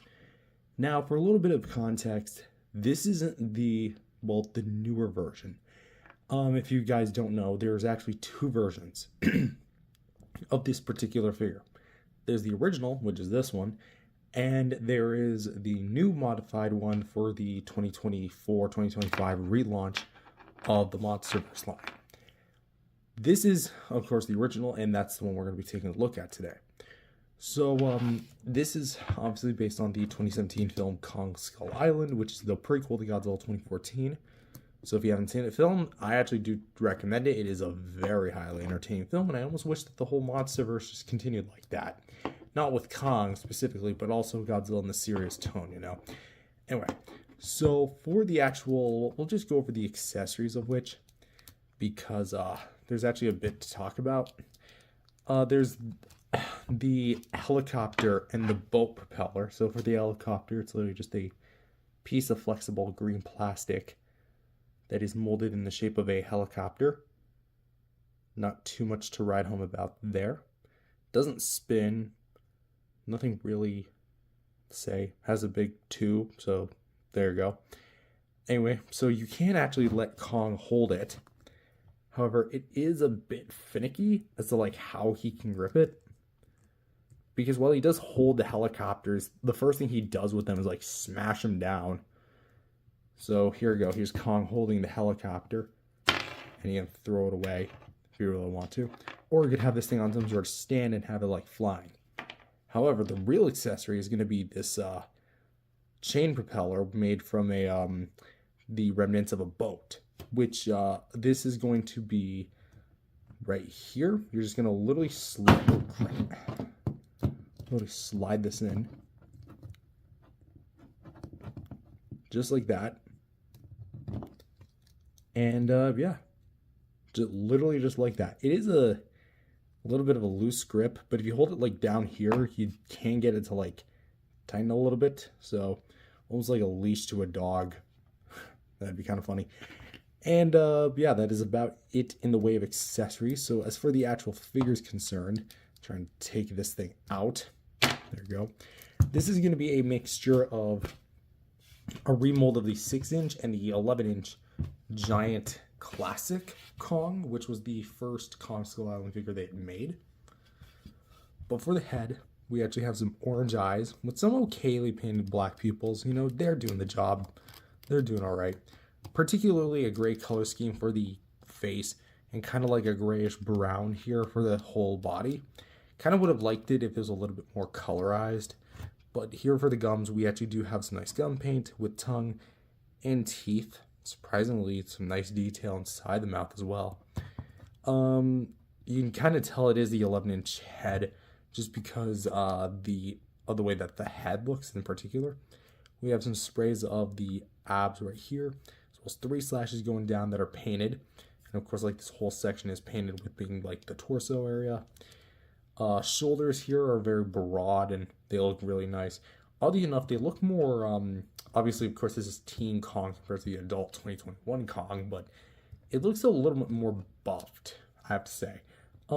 Actually, that's probably wrong. But here also a bonus feature is that it comes with a piece of skin that you can put up, like right here. The red as well, like all the muscles, and you can even see the hinge, so it actually does a good job of like covering the hinge joint. So, good thing is detail is actually fairly consistent. So there's that there. The palms here of which are going to be sprayed on, so that it's looking nice. More fur detail here and here. Clenched fist, supposed to be open fist. Backside, not too much going on the way of the back. More or less the same, kind of brownish gray. The feet here. I did not notice that. Saying of yellow. I do not know where that came from. Maybe just yellow mold? There's a bunch of it. I'm gonna have to see what that's from. I didn't even do anything to this thing. Interesting. Anyway, so yeah, it's all meant to be covered in the yellow, so the white, which is supposed to look like mud because it did have like a bit of a white accent in the movie, but Come on. This is clearly not mud. But, yeah, so that I'm going to have to attend to. But everything else here does look very nice. Band for the articulation. We have a ball joint here at the head. Sorry to swivel at the head. My apologies. Is it a ball joint? I don't think it is, because there would have been more clearance if it was. Swivel hinges for the shoulders. So you can kind of go all the way around just like that. Swivel hinges for the elbows. Swivel all the way around like that. Bend in and out. Swivels for the wrists. Nothing at the waist, but we do have some hinges for the thighs. Go round and round. Hinges for the knees. And of course swivels for the feet. So why they gave this guy swivels for the feet, but none of the other Kongs, I have no clue. But anyways, that is going to have to about do it for this episode of the Advent Calendar. I do so hope you guys enjoyed. Stay tuned for day 15, as we're going to be doing this a lot more often, because I do have some more stuff to catch up on, just because I have been a little away. So there you go. Anyways, see you guys next time, trying to get everything all together before I end off the video. And screw it, it's a helicopter. Peace out, everyone.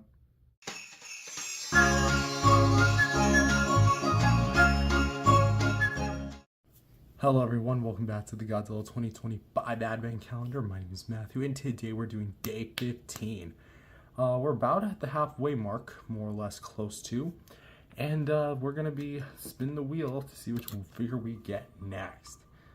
Made sure to turn on the volume this time, so...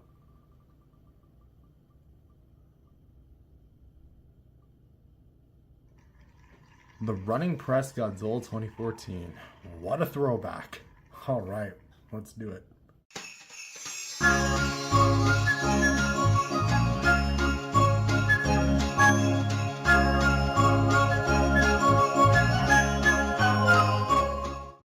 Hello everyone, welcome back to the Godzilla Advent Calendar for 2025. Well, 2025, whatever. My name is Matthew, and today we're reviewing the tiniest little twerp in the collection. Not the tiniest, but certainly the weirdest. The Running Press Lights and Sounds Godzilla 2014. So, essentially what this figure is, it was part of a little kit, for lack of a better term. Running Press, several years ago, released, alongside the 2014 movie, a little box set that featured this little guy and a little sticker book. So as for the sticker book, I don't have it anymore. And to be honest, I haven't had it for a long time. I don't know what I did with it. I don't know what happened to it. Probably got lost one day. Because when it came to my non-figure stuff, I did unfortunately have a lot to kind of keep track of. But when it came to this figure in specific, somehow it survived. But effectively for the little sticker book, I do have like old videos of it, but effectively it would have been like this tiny little sticker book with like Godzilla 2014 on it, and all these like different posters, renders, and like shots from the movie, and effectively it was just a bunch of that. I don't remember what I did with the stickers like at all, like if I put them like on a page or on a booklet. I don't know. But I kind of regret doing that because they would be really valuable. Anyway, so as for the figure, this figure itself is going to be made of a hard plastic with soft plastic used in things like the arms and the dorsal plates and, of course, the tail. So let's talk about the head. The head is itty bitty, lemon squeezy. We have the tiny little pupils, which are going to be painted orange. And, of course, the whole figure is going to be painted or molded in a kind of like a blue, dark black, bluish color. The stomach from the chin neck area to where the crotch meets the tail is going to have like a bit of like a dry brush to it. So it looks fine. Arms themselves, though, they really lack in the detail, which is weird because soft plastic parts usually have more detail than the hard plastic parts do. So that looks a little Dorsal plates, they look pretty simplistic. Very mountain range-esque. Here we have the little bolt, which actually you can kind of like turn the arm this way, just to kind of go over, because I don't really think it's worth mentioning again, the arms actually go full 360, and that is basically all the articulation you get on this thing. Nothing in the legs, nothing in the arm, nothing in the tail. I know the tail has a seam, but we'll talk about that in just a sec. Screws there, has a little bit of rust. This screw in particular has been damaged to heaven, hell, and back. Ironically, because Godzilla also did the same thing. Here we have like some mild details on the legs, which do look okay. And then we have the feet, which do look very nice, individually toed right there. And then, although I guess the toe here is kind of like missing, I don't know, it almost looks like he just has 3 toes here and then 4 toes there, because there, that toe is more visible than it is here. Interesting. And as for this part, which is going to be made of a more flexible plastic, that's actually because it comes disattached out of the tail. So disattached out of the box like this, and you just simply put it on. As for things like gimmicks and whatnot, it said lights and sounds. Originally, you could actually press the dorsal plate around, there's like a little, like around here, and then you press down, and then you see that little light bulb in there? Let's actually see if I can get a good look at that. See if my, oh wow, you kind of can. That would glow up blue. Just now realizing how little is in the Godzilla's head. So effectively, yeah, that would have lit up blue, and you would have done a very distorted Godzilla 2014. But over the years, the battery in there, I guess, just died, and I'm kind of too scared to open that because battery acid could very well just it doesn't exist anymore. So God knows what's in there anyway. So with that said, that's all I have for this episode. I do hope you guys enjoyed, because I honestly kind of enjoy this little thing. It's not one of my favorites personally, but it's very fun and nostalgic to look back on.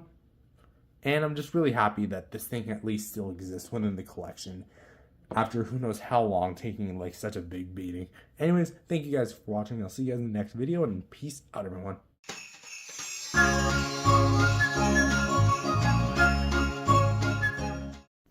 Hello everyone, welcome back to the Godzilla Advent Calendar for 2025. My name is Matthew, and today we're doing day 16. So previously we did the Godzilla running press figure, and now we're going to be doing whatever it decides next. So let's see.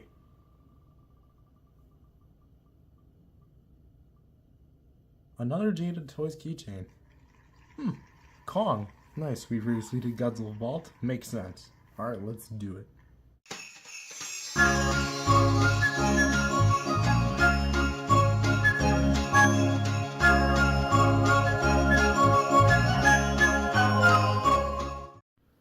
Hello everyone, welcome back to another video. My name is Matthew, and today is the Godzilla Advent Calendar for 2025, day 16.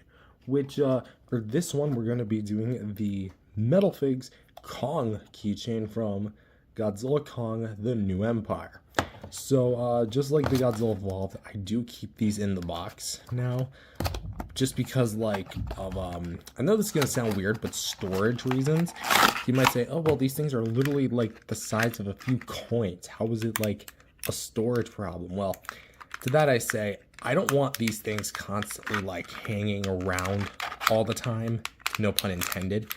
And, there you go. So let's move these two pieces out of the way. And here's the Kong. So off the bat, you can already tell that it's... Well, damn. Sorry about that brief intermission, folks, even though you guys didn't really see anything. But I knocked over my damn tea, which I forgot to put on the left side, not the right side, because I am right-handed. Yeah, anyway, so for the Kong here, the Kong here is not going to be the Beast Club variant, funny enough. So unless you pay attention to the 3 scars, you just would think that this is your average gorilla. So, yay. But here for the eyes, they're black with yellow pupils, or irises, sorry, which is accurate to the film. I don't necessarily agree with that color scheme, that more or less with the movie. But for the teeth here, I will say that the top teeth are kind of missing like the sharp canines, while the bottom ones aren't really, because they do have them. But they are so painted. You know, they have the basic strips and the red paint, of course. The actual skin tone is like a bit of a dark. I don't even know like what type of color it is, like a dark gray kind of to brown. It's like that on the ears and the fists, and of course the chest and the feet. But the whole head here is made of like a soft plastic, versus the rest of the body, which is going to be made of a die cast, as you can see here. So there's that. The arms here are going to be made of a soft plastic here, so that looks cool. And of course he's like in a very angry expression. And of course here we have the copyright trademark Jada Toys, Toho, and Legendary. Oddly enough, Toho. I get it, Godzilla's in the movie, but is this really Toho's creature? Interesting. Anyways, yeah, monkey booty and everything. Just more or less giving you looks. Here's the scarring. It actually has a bit more scar detail than what should be on the figure, because it has it right there and then more there, even though he only has 3 slashes in the film. That's interesting. But yeah, aside from that, there's really not much else to commentate, because I mean, I could talk about this ring. Like, ooh, do you see those individual chains? Those are really cool. Look at the way they twist and turn. Look at that ring. I know I sound so unimpressed, but it's a basic King Kong keychain. You have a tiny little chibi Kong and a key ring thing. Like, what else could you really ask for it? It's also got a lot of weight. So with that said, you know, that's really about it. All I have to say about this thing. I do like it.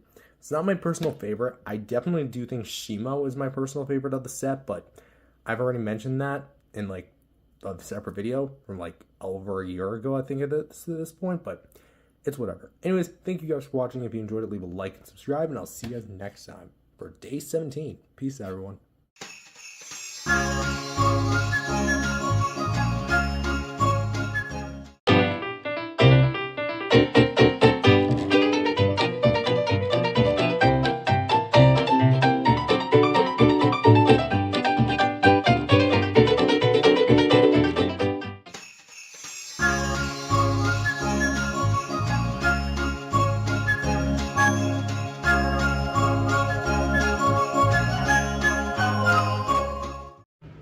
Hello everyone, welcome back to the Godzilla Advent Calendar for 2025. My name is Matthew, and today you're gonna have to forgive the excuse the fact that there was no intro to this part. I was an idiot and I accidentally deleted the clip where I like spin the wheel, and it just so happened to be the evolved Godzilla Battle Roar figure from Playmates, which is what we're taking a look at today. But essentially I was trying to delete some stuff, like some files that were cluttering out my phone space, and also just some access videos that I did for YouTube Short and TikTok, and then lo and behold, one of them was accidentally the clip, which I thought was an older clip, but it turns out it was the actual one that I needed for this video, so do forgive that. Anyway, so for this episode, like I just made mention, we're going to be taking a look at the Playmates Battle Roar Godzilla Evolved from Godzilla Kong: The New Empire, which historically, if you are a longtime viewer of the channel, you would know that I do not like, or didn't like, the previous outing that they did with their Battle Roar Godzilla. I thought that thing was practically a steaming pile of hot crap, just molded in the image of Godzilla. I could literally go out and collect a bunch of dog feces, mix it, and shape it into the mold of Godzilla. You'd basically get that. But as for this guy, I will admit personally that this thing is actually a step up in the right direction, and I actually do somewhat like this figure. This being the evolved Godzilla means he's going to have skinnier proportions and a different color scheme compared to his predecessor, but let's go ahead and take a look at what we have. So for the face itself is going to be molded in a soft plastic with actually some very nice detailing with a very well painted pupil, or I guess eyeball in general. The teeth themselves still a little iffy because like it doesn't really look that cohesive. I get it, it's from mass production, but if you actually open up the mouth, you'll actually see that we have 2 different color gradients of pink and red in there, which is actually a first for Playmates, I think. For the chest here, we actually have a mild spray of like the wash that we see throughout the other figures of Godzilla Evolved. Mainly it's on the shoulders here, or the arms. But for the chest itself, it's just going to be a mild spray. I kind of would have maybe liked a little bit more, but I feel like just a little bit cat fur. I do have fur, so sorry, I do have cats who shed a lot of fur, so you're gonna have to forgive that. Anyway, I think that would have been the right balance, but I'm not like overly complaining. We have like these little screw hole cover-ups, which I don't know why they'd featured that on here, but not other figures. We have the little speakers, and of course another screw hole. This side, which is so detailed, most of this is going to be like the hard plastics, except for like the limbs. Here we have some actually fairly accurate shoulder, elbow spikes, so those look pretty cool. The sides here, they look nice, especially the glitter-infused plastic. The legs actually do look very nice here and look very wonderfully detailed. I do like the way that the legs look here, and they are in the pre-posed position. Of course, we have the olive spray in the inner part of the leg, and then we have the feet, which are actually not sprayed, so it almost looks like he's wearing long johns, if I'm being honest. But he also has, what you'd say, like painted claws here, so those look nice. And we also are not complete without talking about the dorsal plates, which these things actually look very nice. Unlike the predecessors, these actually go all the way from the top of the head and all the way down to where they meet the spines, and actually do look very nice. They're gummy plastic, so they're actually also packing a lot of detail, so that's something I have to appreciate Playmates for. As for the tail, this was one of the things I didn't like about the original, was that it was so big and so chunky, it just looked very disproportionate. Here, I feel like they nailed it. It does look a little still on the shorter side, but that's only because of like the awkward positioning here, because they have it going down and then they have it looping up, but then they have it like doing this weird S thing, and from certain angles it just looks a little off. But from here to here is going to be primarily the red, up until you get the Thaagmeisers, which are actually very well painted. And then of course the underside, which you have more like the olive spray, which is a little bit more thicker than it is on the rest of the figure, so there is that. But for articulation, we actually have a hinged jaw, although it is spring-loaded because of the mechanism inside. 360s here for the shoulders. Well, I guess most close to 360s. Oh no, you can swivel out the shoulders like that. Swivels here for the hips, so you can go forward about that far for this leg, back about that far. So that's about it. And you can also go 360 with this foot. We can go like that for this leg, up about that far, down about that far. 360 at this foot, and of course a ball joint here for this part of the tail, and nothing really else here, although it is made of a very flexible plastic. So also you might have noticed that when I pressed down on it, it didn't make any roaring noise. That is because out of the box, my batteries, or I guess something with speakers, had some sort of problem. I don't know if it was on the shelf too long and the battery started like decaying. When I opened it, there wasn't any battery decay or any battery acid like flowing in, unlike my original one. But yeah, because like essentially you get two sounds. You get the main roar, which is like that, and then you get like the Spitfire noise that he does since 2014. But anyways, that is gonna have to about do it for this figure. I do so hope you guys enjoyed. Just because I didn't like the original Battle Roar does not mean I don't like this figure, because I think this is actually one of my favorites. If it wasn't for that big guy, I'm confident to say this one would probably be my favorite, followed by the Giant and then the 6-inch basic. I'd actually say those two are tied, the last two, but this guy is really close. Anyways, that's all I have for this video. If you enjoyed it, leave a like and subscribe, and I'll see you guys in the next day. Peace out, everyone.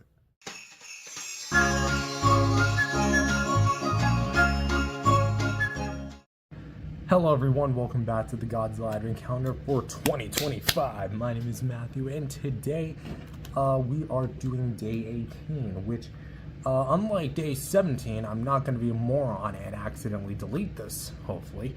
So we're just going to go right ahead. So let's get the volume. There we go. Let's see which one we get. Another Playmates, interesting. The Playmates Scar King with Whip Slash. We're getting a lot of GXK figures this go around. Makes sense with how much figures I got. But anyways, let's do this.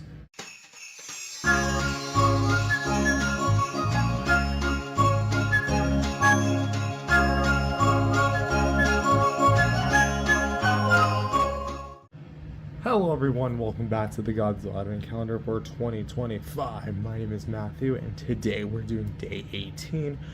Today we're taking a look at the Playmates basic series Scar King with Whip Slash. Yes, Whip Slash, not Whip Lash, not just Whip, it's Whip Slash. I know, creative name. Anyway, so this is a part of the basic 6-inch line from Playmates Toys as a part of their MonsterVerse collective, formerly the Godzilla Kong New Empire line, formerly the MonsterVerse collective, formerly the Godzilla vs. Kong line.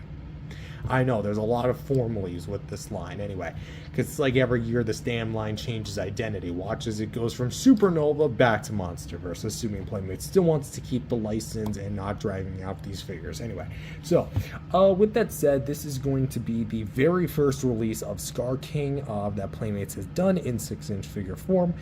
And as a result, may have some inaccuracies. Not that the figure was ever accurate to begin with. First, let's start with the head. The head is going to be featuring blue eyes, which are somewhat accurate. It was mainly the pupils that had like a bluish tint to them, with some black pupils as the eyes themselves.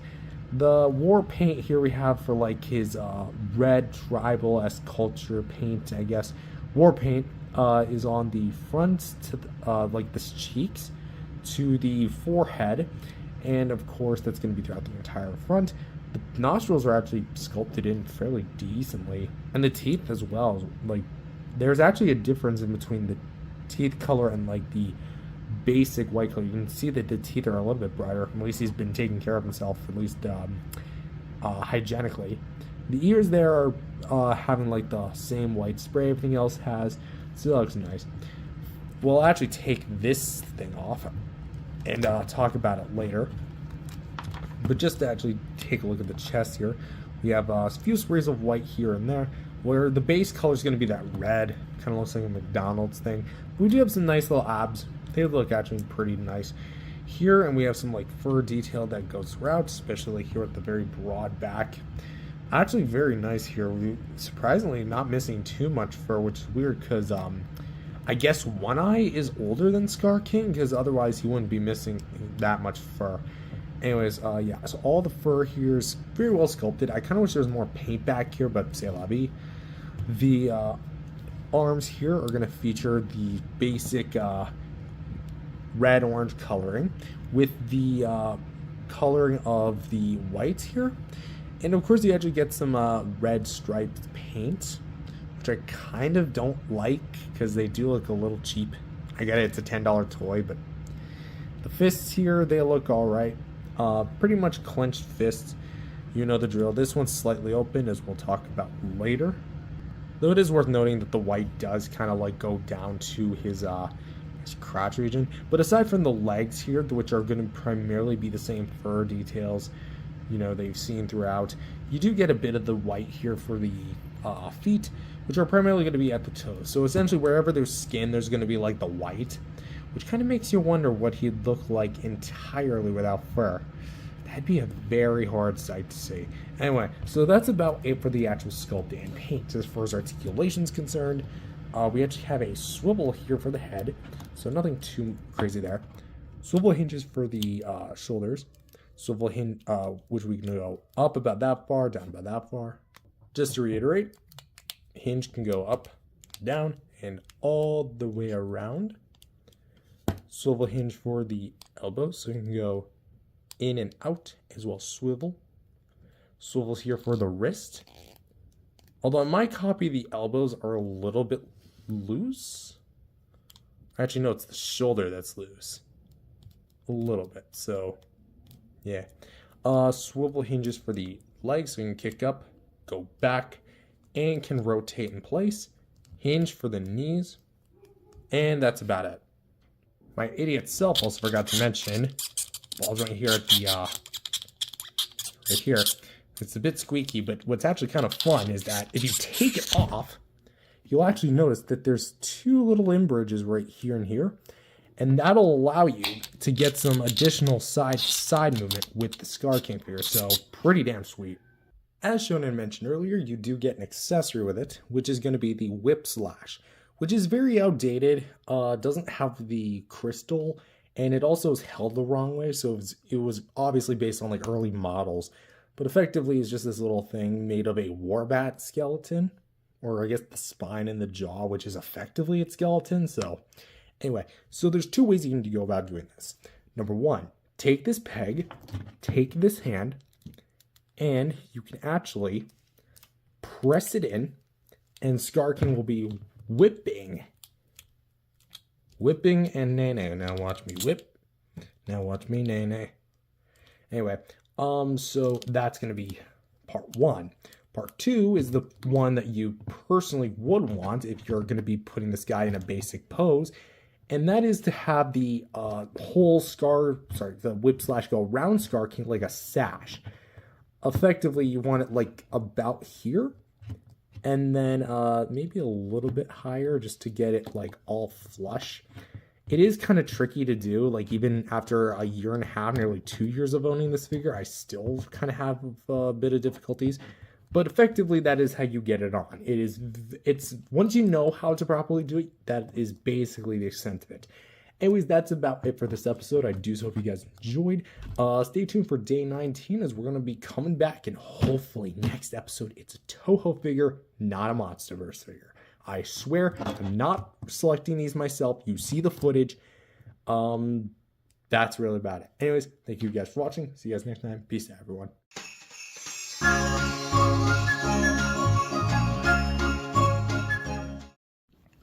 Hello everyone, welcome back to the Godzilla advent calendar for day 19. Watch 2025, but today's day 19.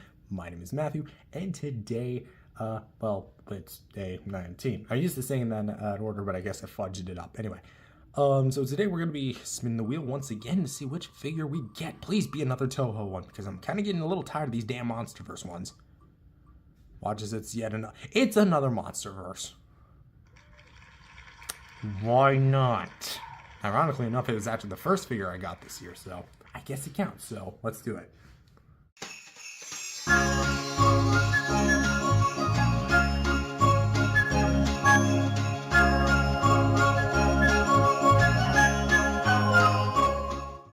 Hello everyone, welcome back to another day of the Godzilla advent calendar series for 2025. My name is Matthew, and today we have the next one in line, day 19. And none other than the monogram Godzilla Kong the New Empire Kong Beast Club clip. So if you don't know what this is, effectively it's a backpack clip that you attach onto your backpack. Yay. Listen, I'm out of school, so I didn't really have a purpose to clip this on, so take that for what you will. But essentially, these are sold in blind bags, which you guys know I don't like blind bags. I prefer when you're actually able to see the item, because that's how you end up with 4 Mothra minifigures. Don't you, Bandai? Anyway, yeah, I'm still not over it. But for the actual clip, obviously based on the 2024 Kong design, I'll be with some different design changes. Much like the Funko Pop, they decided to give Kong flat-out orange eyes with white eyeballs. Pretty good sculpted teeth.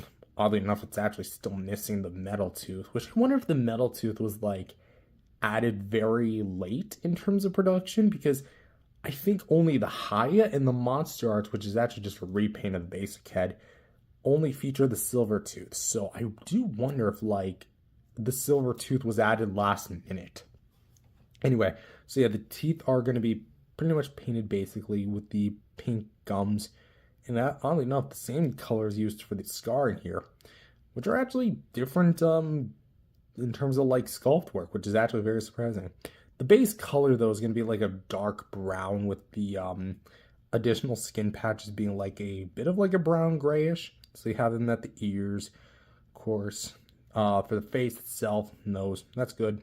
Torso looks nice. Feet and hands look nice as well. Fur details, they're actually fairly basic. Kind of looks more like a Sasquatch, to be honest, but let's say that be. For the actual Beast Club, though, which is actually kind of cool, you get all like these little divots of like, you have red, and then you have white, you have like little divots of black, then you have like the little gears there. You can have the little hinge. I guess it almost reminds me of like another clip that I have of another Kong, not this Kong, but Donkey Kong. You guys remember that one TikTok I uploaded a little while ago? I showed the figure, sorry, the keychain. It looked fine, and then I looked at it like from the front, and it just looked completely doofy. Yeah, I probably should upload that to shorts if I haven't already. Maybe I have anyway. For the feet, again, they look pretty basic. 4-toed feet. Actually, I think that's 5. 1, 2, 3, 4. That's technically a 5th? Question mark. But as you can also see, we got a big, nice backpack clip. Now, something I learned the hard way is that, especially if it's attached like this, these don't last. And trust me, I've had my fair share of clips that didn't last, like my Mario one. To be fair, that was a knockoff, but who knows if this is any better. Anyways, yes, big backpack clip with a QR code, sorry, a barcode. I'm assuming like maybe this is for the stores that like actually do open these and sell them individually so they can scan it. But yeah, that is basically about it. There's not much else to it. Copyright info and all. But yeah, soft little vinyl rubber thing. Actually kind of squeeze it down. Anyways, that's about it. I like pairing this thing with my chibi Godzilla ceramic little keychain. But that's all I have for this video. If you enjoyed it, leave a like and subscribe, and I'll see you guys in day 20. Peace out, everyone.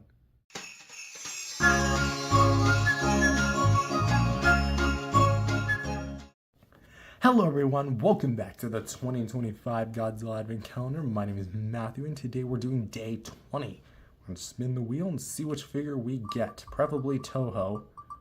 Something Toho. It's a lot of lag even though I keep doing this. Huh, the Bandai King Caesar. Alright, not a bad choice, very classic. And it's Toho, so let's do this.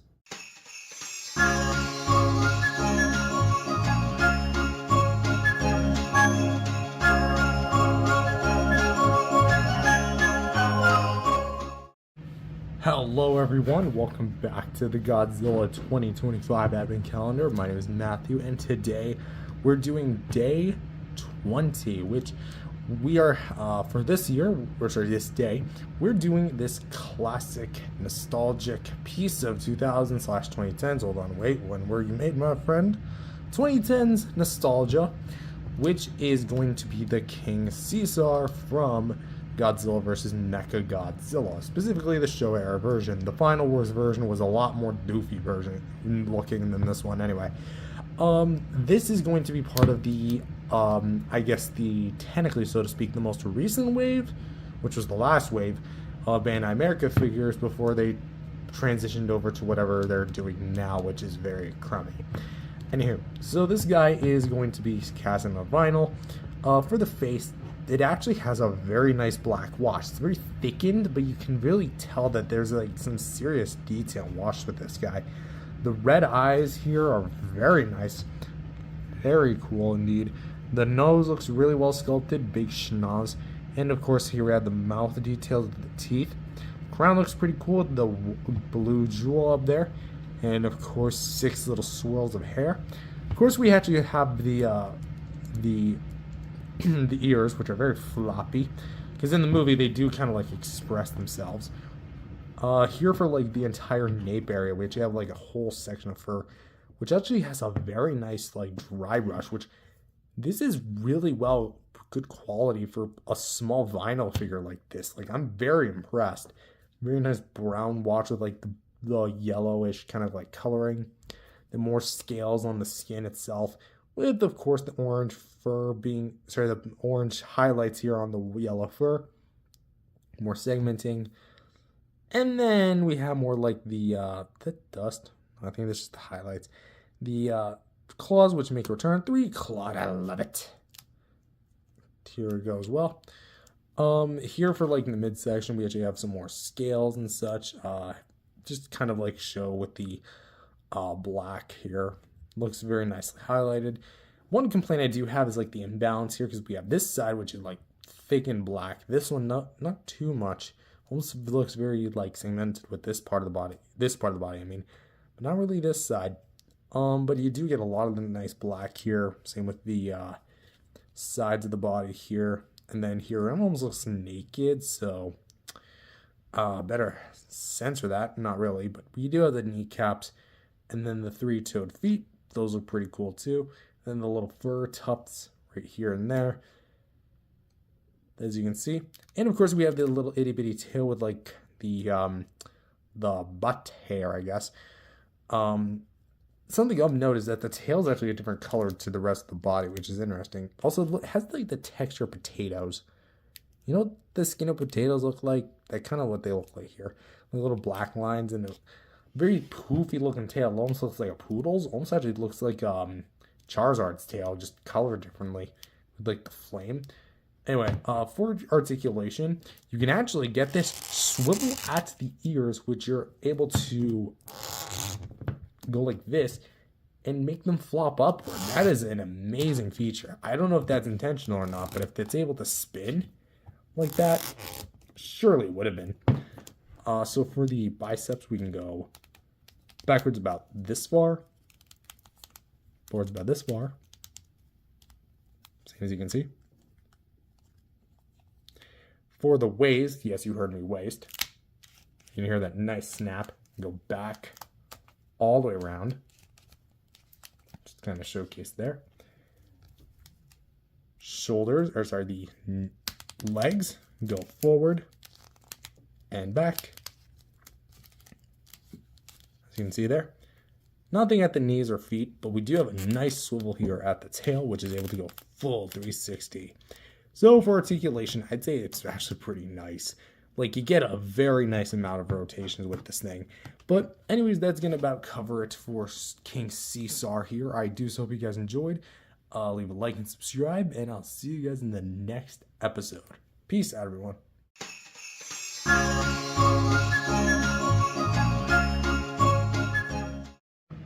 Hello everyone, welcome back to the Godzilla 2025 Advent Calendar. My name is Matthew and this is day 21. We're almost done. Well, at least the main portion of it, because after that we saw the bonus days you get. Anyway, so today we're going to spin the wheel and see which figure we get next. Previously we did the King Caesar. Looks like we're getting another Toho. And it's the MMS Godzilla ride figure. Alright, let's do this.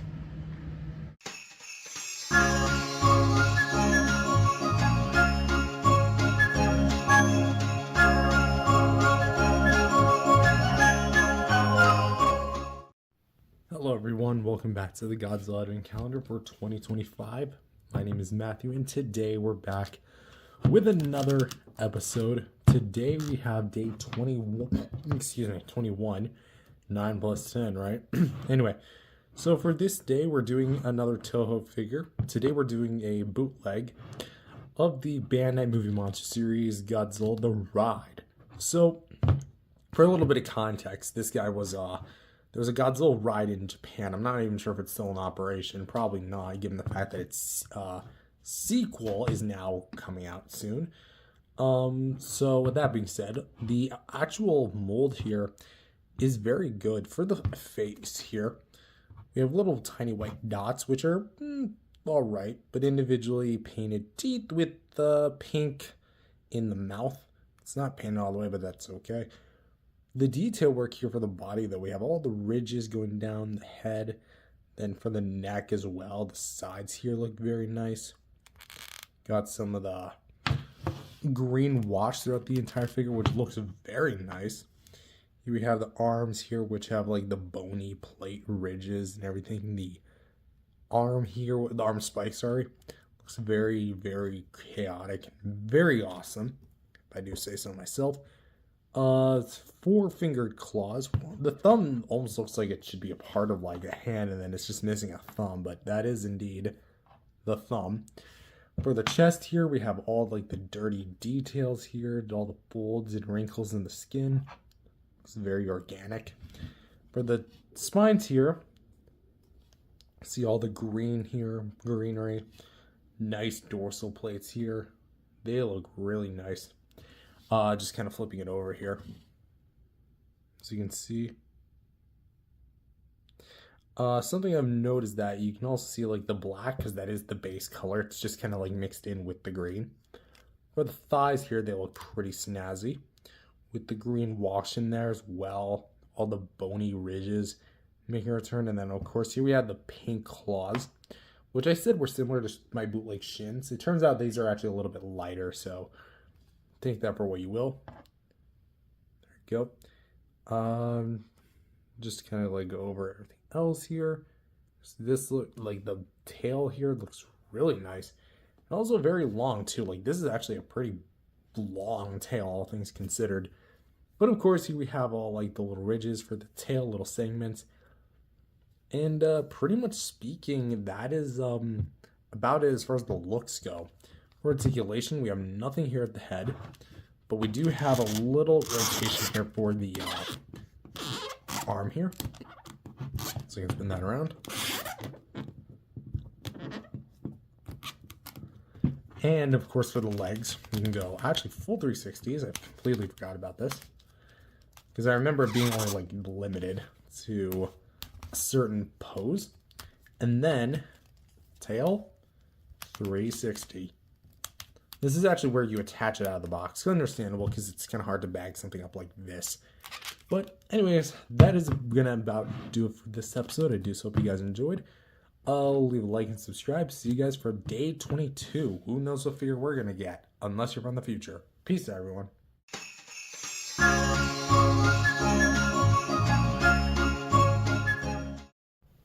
Hello everyone, welcome back to the Godzilla 2025 Advent Calendar. My name is Matthew and this is day 22. So, we're going to spin the wheel, see which one we get. There we go. Make sure to turn the volume on this time. Another Playmates. The Giant Kong and Beast Club. That's an interesting one. Alright, let's do it.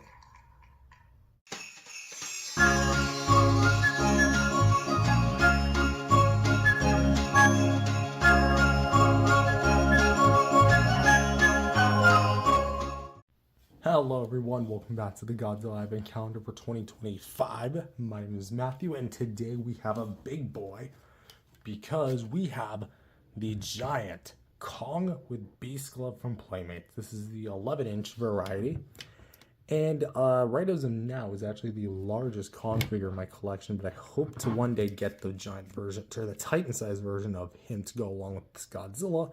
So that way I can have a fully rounded off, well, I guess 2-part collection. Yay. Anyway, so for the actual sculpt, this is actually what I meant by the sculpt of the 6-inch figure being really well executed because it transitions well to an 11-inch figure and doesn't really hide any subtle details. Here for things like the actual fur, it's done very well and I do like the way that it looks here. For the actual face paint, however, it is a little heavy-handed with things like the fur, like the beard being painted the gray. But aside from that, the skin tone does look very nice. And we do have the eyes, which are correctly painted this time because it's a much larger figure. And the gums do look a little bit mushy. Like they almost look like clay, but I guess to be expected. The teeth here are individually painted, well, sculpted, kind of, but they do look a lot better. However, you can kind of see that there's some chips, because it is an out-of-box figure. I imagine some kid probably got a little too heavy with this when they was trying this out in the store. Anyways, for the scarring here, looks pretty decent. Nothing going on with that. We do have some nice pecks, which are sprayed on. Do look really nice here. And, of course, we have like a bit of overspray here and there. Oh, there goes the fist. Let's actually straighten that down a little bit, just so I don't accidentally hit anything else. There you go. It's a little bit of sprays where it would be. Here for the back, all these screw holes. Again, I grew up with toys with screw holes, so I don't mind them personally. I got used to them over time. In fact, I kind of find it weird when toys don't have screw holes. Could you imagine that? But yes, features more or less the same brown. Looks really nice. Has that same fur detail, which the 6-inch figure does have. Actually doesn't have the scars, which is very interesting that they keep it for the 6-inch, but not the the 11-inch. Have some nice feet detail work, which looks really good. And does have some pretty nice painted toes, which are going to be the standard gray. Of course, hollowed out feet, just because, like, I imagine just for proper weight distribution, although you think they'd make it, like, solid. But for the Beast Glove, which they advertise it like it's a separate accessory. I don't know why Playmates keeps doing that, but we have the little joint here, and then we have the gear. And then in the inside, they actually painted it this go around, which is awesome. And of course, we have like the little segments of where it would be like attached. It looks very mechanical, very industrial. And then we have like the straps themselves, which look really nice. A little bit of Axis paint on the yellow, which looks fine. Well, not really fine, but you get it. But aside from that, that is basically about it. For articulation, we actually do have a bit of an upgrade here. For the head, the original was 6-inch version was on a swivel, and you might think, oh, it's on a swivel too. No, it's actually on a full-fledged ball joint, which I was very surprised by. So you got a little bit side to side, and gets a little bit up and down too. For this, we actually go up, and we can go down. Go 360. And for this beast glove arm, which we can bend, nothing else. No wrist articulation because everything would be locked in by the beast glove. For this, we can go up and down and 360. Here for we can go bend in, bend out, just like that. And we can also swivel here for the wrist, at least as much as I can until it stops. For the legs here, which we can go swivel hinge, back and forth like that, and hinge for the knees, nothing at the feet. So, for the actual Beast Glove Kong giant size version, this thing's really good. I think personally he's my favorite Kong figure from Playmates. But I guess opinions be subjective here, because I didn't like the way that sounded. That almost sounded like I broke something. Trying to actually kind of check for cracks. Well, hopefully I didn't break anything. But anyways, that's going to about have to do it for this Kong figure. If you do like this video, leave a like and subscribe. And see you guys for day 23. We're getting close to Christmas. Peace out, everyone.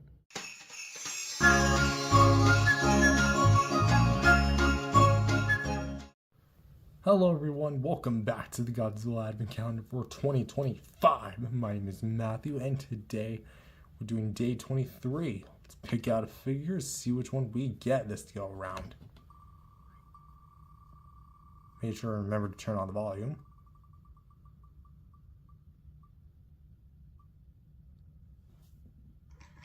The Blacklight Mothra, what a good choice. No, like that's actually a really good choice. Let's do it.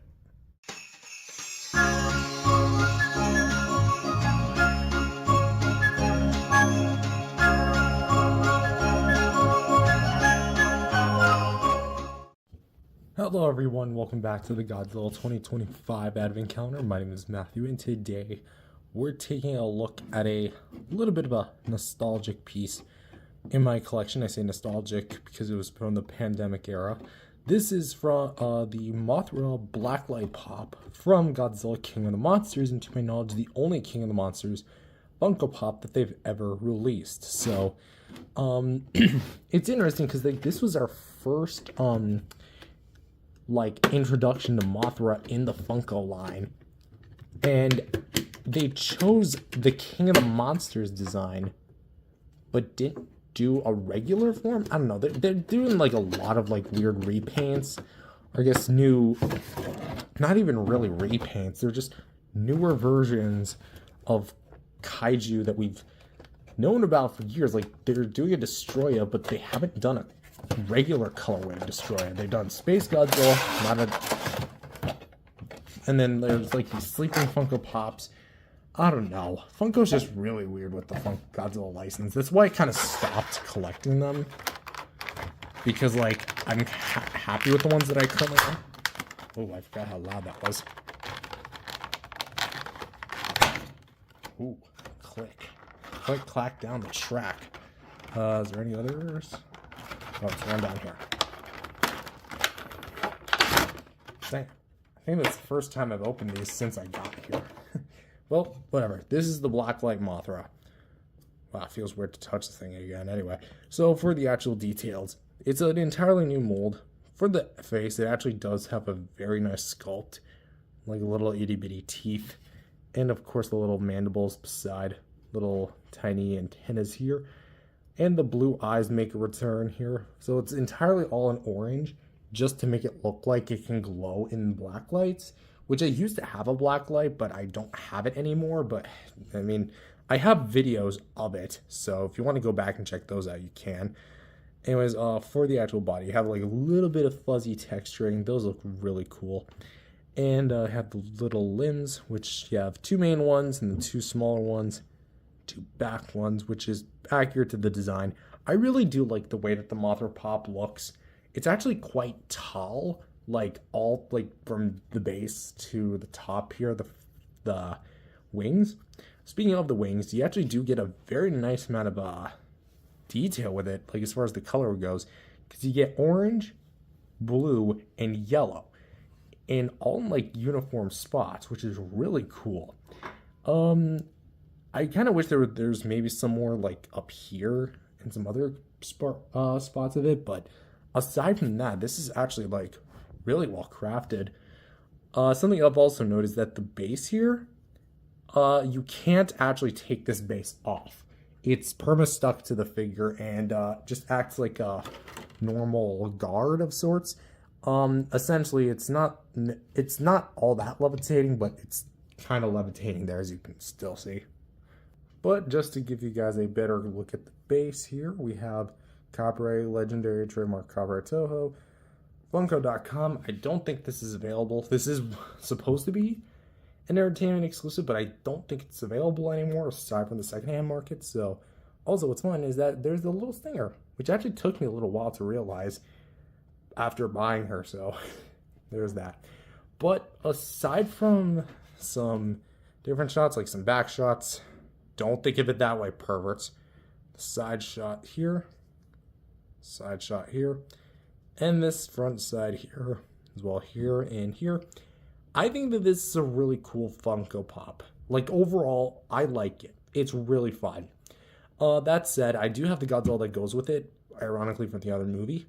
I don't have Burning Godzilla, but right as of now, he's not on my radar anymore, so who knows if I'll end up getting him. Anyways, that's about having to do for this lovely little gal. I just hope you guys enjoyed. Leave a like and subscribe, and I'll see you guys for day 24, Christmas Eve. We're almost there. Peace out, everyone.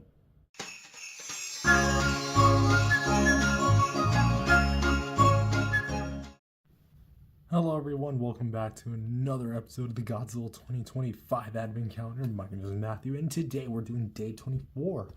Christmas Eve is here, friends. Anyway, let's go ahead and see which figure we get. Hopefully it's a Toho one.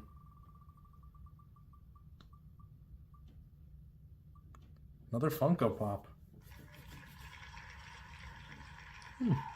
Alright, not a bad choice. Let's do it.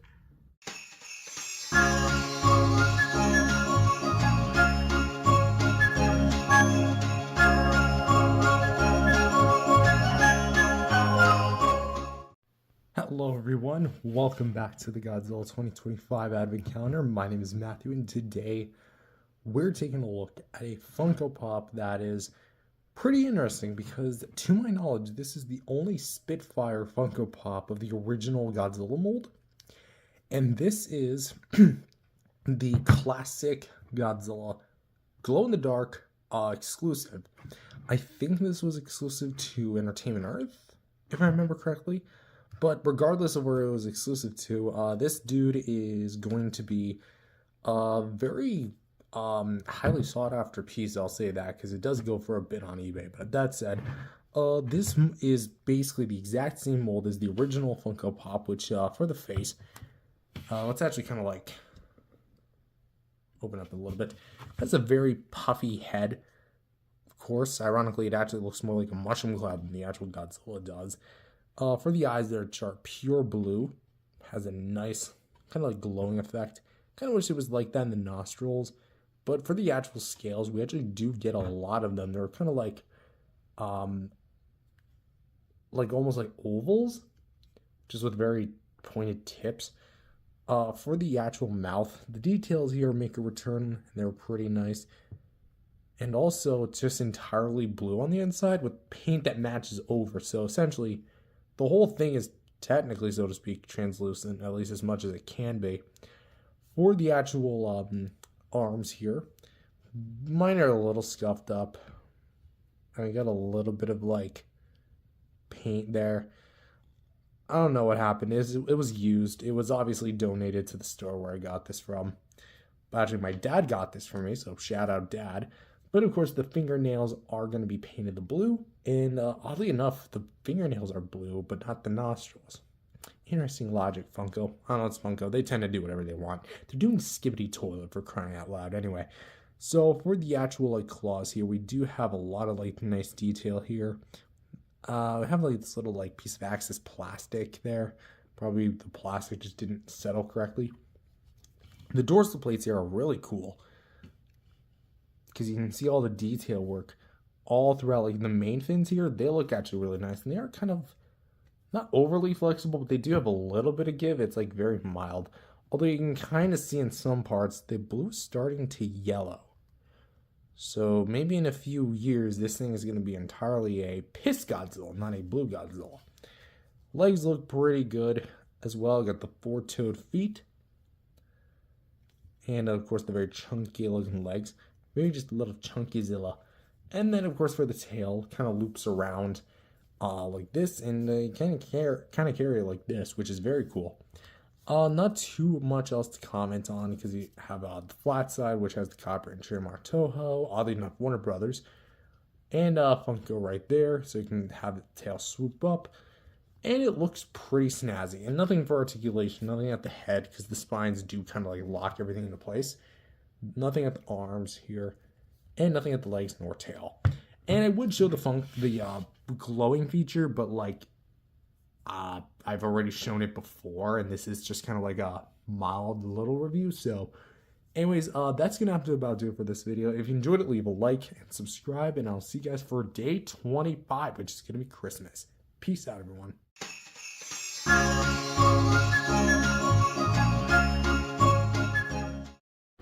Hello everyone, welcome to day 25 of the Godzilla Advent Calendar for 2025. My name is Matthew. And we're here, Christmas Day. Well, the day that this is being recorded is not Christmas Day. The day that this goes live and the day you'll be seeing this is Christmas Day.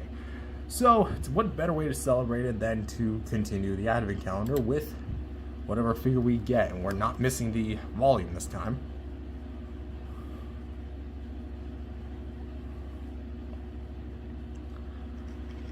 The Playmates Godzilla Heat Ray 2024 edition. Alright, let's go.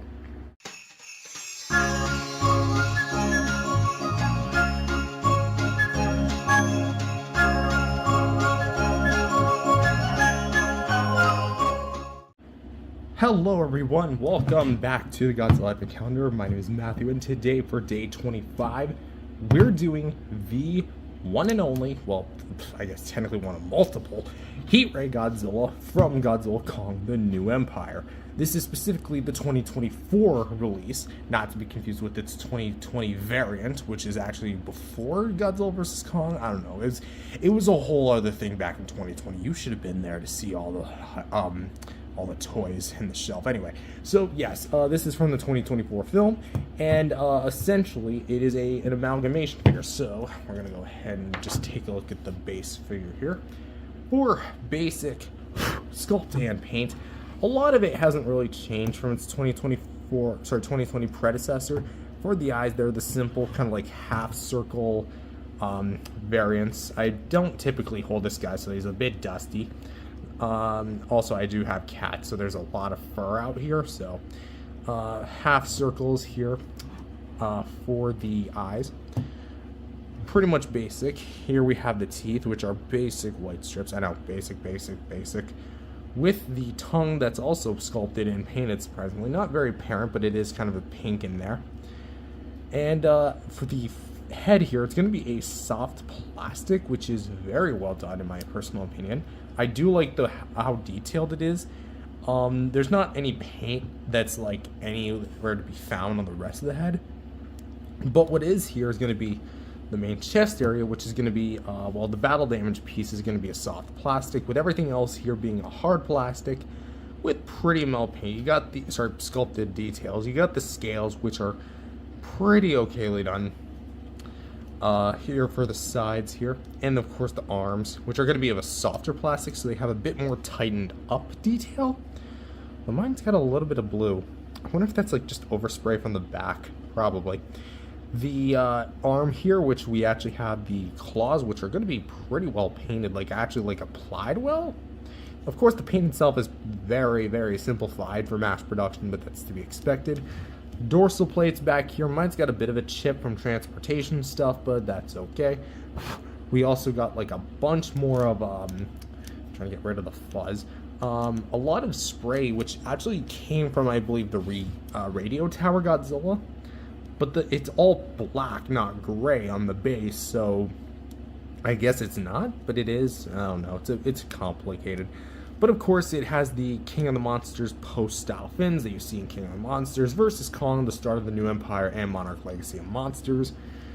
For the legs here, we actually have new leg sculpt, which is a welcome addition. This one's a bit more back bent than this one, but it's still in like a neutral walking position with new feet sculpt, which looks pretty good. Well, new as in like for the time, you know. I don't exactly know if 1 year old is like new still, but who knows. A little bit of copperhead info, a little bit of hollowed out feet this go around, which is very interesting. And of course for the tail, new tail sculpt, which here we have like smoothed out detail compared to new eccentric detail. I wish the whole figure was like this, like really compacted detail with very nice kind of like sprayed on paint, although it doesn't really go on the way, so. But it's in a nice position, a little swayed up and then kind of to the side, so you get a fair amount. For the posability, we got a jaw hinge. Open up that pie hole. Probably could stuff like 300 pies in that mouth if we're using human scale. Rotations at the arms, which we can go full 360, which I did not actually know. I thought it kind of stopped at a point. I guess it did. Or maybe I did know and I'm just being an idiot. Back and forth here at the legs and go back and the forth. 360 at the foot. You know it. You love it. Back and forth here at this foot. Or the leg, sorry. And ball joint here for the tail, which is packaged separately. So for the battle damage piece, because I know some of y'all are wondering about that, it actually has new paint. From its original, it was a lot more of a duller red. This is a lot more glossy and a lot more filled in. So it doesn't sadly have any more paint beyond the red. So you can't really get like any bone colorization like the old Jurassic Park toys did. But you can still see Godzilla's rib cage like that, so have it patched on like that. What do you want, kitty? That's just my cat. And a new flame blast, which initially I thought was the Mezco beam, just modified. Nope, it's an entirely new sculpt. It looks like it's actually mirrored. See that? That's really cool though. I love the color choice here. Though personally, I will admit this is probably my favorite atomic breath effect. It's not just about the right size for me. It's not too long, but at the same time, it's not overly short either, unlike the others, which is funny because watches like people go, oh, well, they're about the same size. It gives the illusion that it's about the right size, okay? But for me, this is about it for this Heat Ray Godzilla. I do so hope you guys enjoyed. The bonus days are going to be coming a little later because unfortunately I do have to head out soon. Because by the time you're watching this, I'm not even at my setup, so videos will be a little bit more sporadic than per usual, but we're still going to do all 6 bonus days. They're going to be as planned, and we're going to get them done by the end of the month, so be on the lookout for that. Anyways, thank you for watching, and I'll see you guys in the next video. Peace out, everyone. Merry Christmas to you all.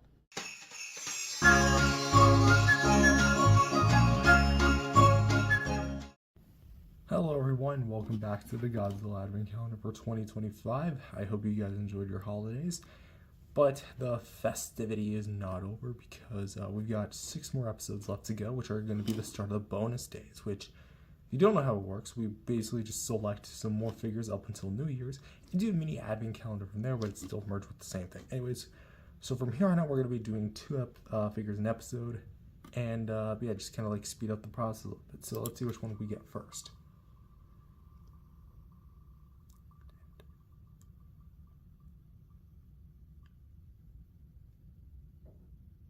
The Playmates Final Battle Kong. Alright. And let's see which one we also get here. A NECA Godzilla. The 2003 Hyper Major Blast. One of the more recent editions. Alright, we got a NECA and a Playmates. Let's do it.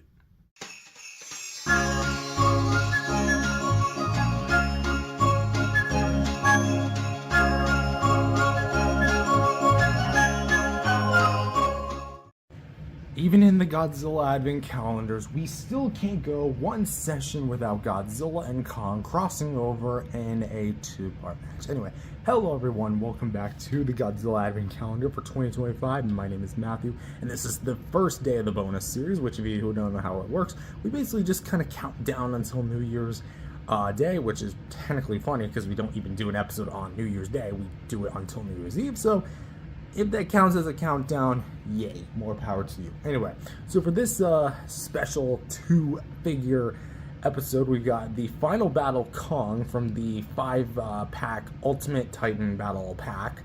Final Battle Kong, Godzilla Kong New Empire version from Playmates Toys, and the highly sought-after NECA Godzilla 2003 Hyper Major Blast from Godzilla Tokyo SOS. The reason why it was highly sought after, and ironically something these figures both coincidentally have in common, is that they were both, to my knowledge, Target exclusives. So that means both of these guys, while they weren't on shelves together, unless some Target out there just happened to have this figure in stock around 2024, which would be very unlikely, but it's possible. It definitely seems like, you know, that's just something these two also have in common, is that they're also from their final battles. So anyways, enough bickering. Let's go ahead and get on to the meat and gravy of this video, which is the figures. So first up, we're going to start with the Final Battle Kong, which first and foremost comes with an accessory. This goddamn heave, which we have seen, not even like in terms of like the figure releases, like in terms of on this channel, way too many damn times to count. We've seen this in the reviews, the comparisons, the re-reviews. You already know what this is. I'm not going to go over it again. It is a silver chrome piece of plastic molded in the shape of the new heaves that we see in Godzilla Kong New Empire, and hopefully Playmates will start cranking out more of these in different colors because it does color change in the movie. I don't understand why a company that prides itself on repaints and retools doesn't take advantage of that. Come on, Playmates. You're more than just chrome heaves. Anyway, back to Kong. So the base sculpt and paint is borrowed from the original, realizing how dusty this thing is. Anyway, the vent's literally right there. You can actually hear it, so that's why it's so dusty. Anyway. So yeah, it's borrowed from the Kong with Beast Club figure, but as a different solid paint job. For the eyes, we have black and white pupils, which is interesting because there is a shot in the film where he does actually like appear to have that color scheme, and that's really kind of like a nice attention to detail. The mouth and teeth, they pretty much remained untouched. That looks just about the same, and the face details, skin wrinkles, and the colorization, like the gray, I do like it. Here for the face, we have this big, gargantuan piece of, yellow. That's yellow. I don't know what I'm getting my colors mixed up, and it's not even a color. This whole thing of white, which is supposed to look like him at the end of the movie, or the final battle end of the movie, where he's all covered in like Shimo's frostbite blast, snow and whatnot after fighting with Shimo.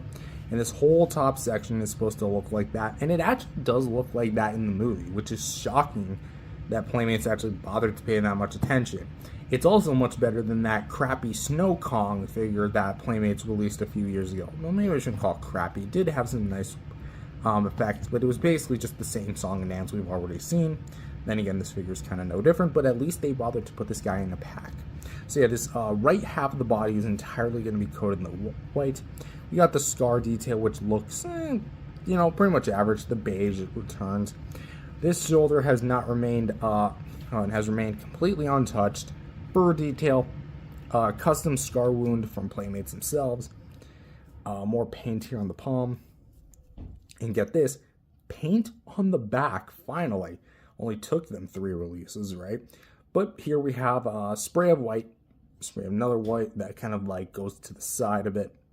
And then the Beast Glove arm, which you might as well just take a look at. It's kind of like a construction yellow with some straps here, here, and here, as well as here, some gears that are painted on this side, but not in the other side. So that is a little bit to be desired. And of course some some patches of white here for these. And kind of going down here to the bottom of the feet, where we actually get some more detail work with the toes here, which are actually very well painted. So for the head articulation, well, the articulation in general, you can go side to side. Mine is a little bit stiff, and I don't want to like do that at the expense of like scuffing this, because this is like a one and done release. Same thing goes with here, because you can kind of see it was like this in the box, and then I just kind of started turning it, and then all that it got exposed. So that's really crappy. Anyway, swivel hinge for the shoulder, go up and down, and go full 360 degrees. So that's nice. Swivel hinge for the elbows, as well as swivel. Swivel here for the wrist. This shoulder, without moving this one all that much, because that is also starting to scrape. Mild rotation here with a hinge, and you can't really rotate there. Swivel hinges for the hips, a little bit like that, and hinge for the knee.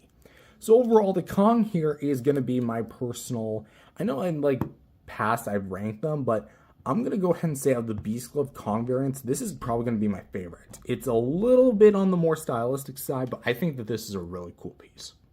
As a side note, I also believe that this guy came with the wrong accessory per Playmates' choice, because they bothered to include the heave, which is something that Kong never held in the movie, but they also included Jada via the Mothra set, so I feel like they should have swapped accessories. Whoa! I feel like they should have swapped accessories. Mothra should have come with the heave, because there's literally a scene where she rescues the heave, and Kong should have came with Jada. Don't you think that would have made more sense? And next, we have one of the more recent additions, and I guess we're going to have to angle the camera a bit up like this, the Godzilla 2003 Hyper Maser Blast variant, which, for those that are confused why he looks all yellow like this, well, in the film, he goes up against Kiryu, MechaGodzilla, that dude, not literally that dude, but a silver variation of that dude, to pretty much decide the fate of the world. But in the instance, he gets zapped by a whole damn maser cannon and gets all electrocuted like this, which is why he looks the way he does. But just like the Kong, it is going to be a base repaint of the original 2003 Godzilla, which in itself actually had some really nice sculpted features with some gray base tones, a really nice done eye, and really well frosted tips on its dorsal plates with a really nice wash throughout the body. Also, individually sculpted teeth, nice sculpted tongue, and several pieces of gum tissue in there as well. But the real star of the show is going to be the yellow paint, which you think it'd just be all sorts of shades of yellow. Well, yes and no. See, NECA decided to take a more stylistic approach with it, because not only is the bottom jaw entirely in that mustard yellow, which almost looks like a Ghidorah jaw just plastered on there, the real shading begins on the neck, which is going to have browns, yellows, and bright white yellowish, almost like that one color transition fade thing between white and yellow, just at that moment. That's basically what this color is. It's not exactly yellow, but you know what I mean. Anyway, so you basically get that. The scars where it's being hit, so it's right there. And you get it throughout the entirety of the front side, where you have it on the hands, which are really brightened up yellow here, as you can see. And then you have more of the brown, which is kind of like where it's not as predominant, but you still get a fair amount of that, and it looks really cool. You get all like this nice colorization on there, and even like through the sides of the body, where I'll admit the zap part, I guess, looks less kind of like impressive because it's not being highlighted. So I feel like a bit more highlights would have done better. But you can also see that there's some like interesting color transitions of purple I don't know why purple was the choice. I mean, I'm not complaining. I actually like the purple. I almost wish that they'd make a whole new Godzilla, but that boat has sailed. Anyway, so the feet here are also very well painted, actually having some purple nails, so he clearly went to go see which kaiju would be the one to do nails. I'm trying to think, like maybe Gigan? But Gigan can't really do pedicures.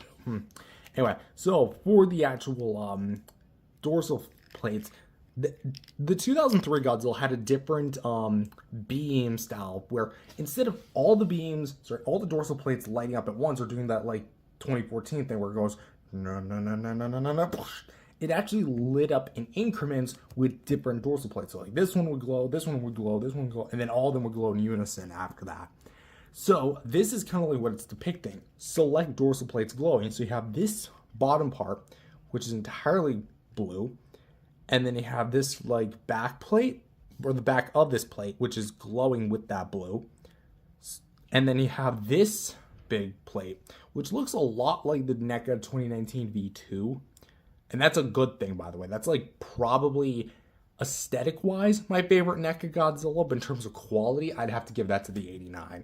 But this dorsal plate just can't be beat. I love the overall look and aesthetic of this. It makes me so upset that we never got a Spitfire Godzilla, and I'm not even going to attempt to try and replicate this because, well, I'm not a customizer. I'm not really that good of a painter. But that said, this looks incredible. But for articulation, hinge at the jaw, ball joint here at the head, ball joint here at the nape, which I've already criticized enough, so I'm not going to repeat lips.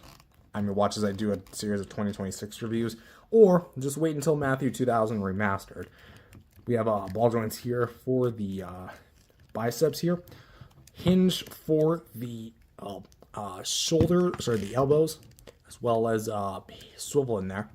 Swivel hinges for the wrists, hinge for the fingers, ball joint here for the ab crunch, so you can actually go a little bit back, and arc a little bit back here. Trying to actually get that back in the frame. There we go. Ball joints here for the hips, so you can get a little bit of rotation, not too much, but it does depend on how you have it posed. Hinge here. I guess that's not a good way to show you, but God, these things are stiff. Clearly, whoever owned this guy before I did not loosen up those knee joints. Come on, bro, you had 5 years. I'm just joking. But you have ball joints here for the feet, as you can see, and a series of ball joints for the tail, going from all the way here to roughly here. And you have this entire section, which is going to be on a metal wire. So that is about going to have to wrap it up for this Godzilla Advent Calendar episode. I do so hope you guys enjoyed. That said, as the year's winding down, I'm going to be winding up the clock, and we're going to be restarting again because 2026 is going to bring some cool things. At least that from what I plan. You know, nothing goes according to plan, as 2025 has definitely said to me straight up. But you know what? We'll take what we can get. Anyways, thank you for watching, and I'll see you guys next time. Stay tuned for day 27. Peace out, everyone.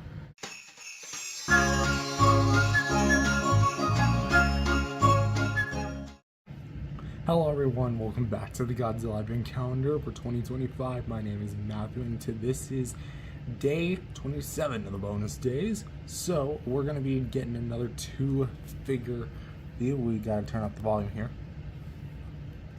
a little bit higher. Oh, hand goes on the keyboard just like that. MonsterArts Space Godzilla, the final battle version. I'm not pronouncing that correctly. For the second figure, we get a little bit of lag, that's what.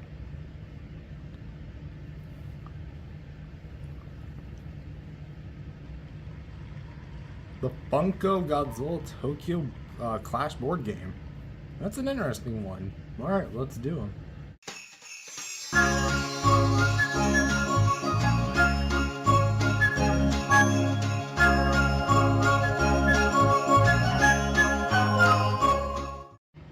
Hello everyone, welcome back to the Godzilla 2025 Advent Calendar. My name is Matthew and this is the bonus day number 27. Almost to New Year's, or about, in terms of episode count, 28, 29, 30, 31. 4 more episodes left to go after this. So what we have here is an interesting pair of Toho figures, so we're getting some more Toho, not MonsterVerse.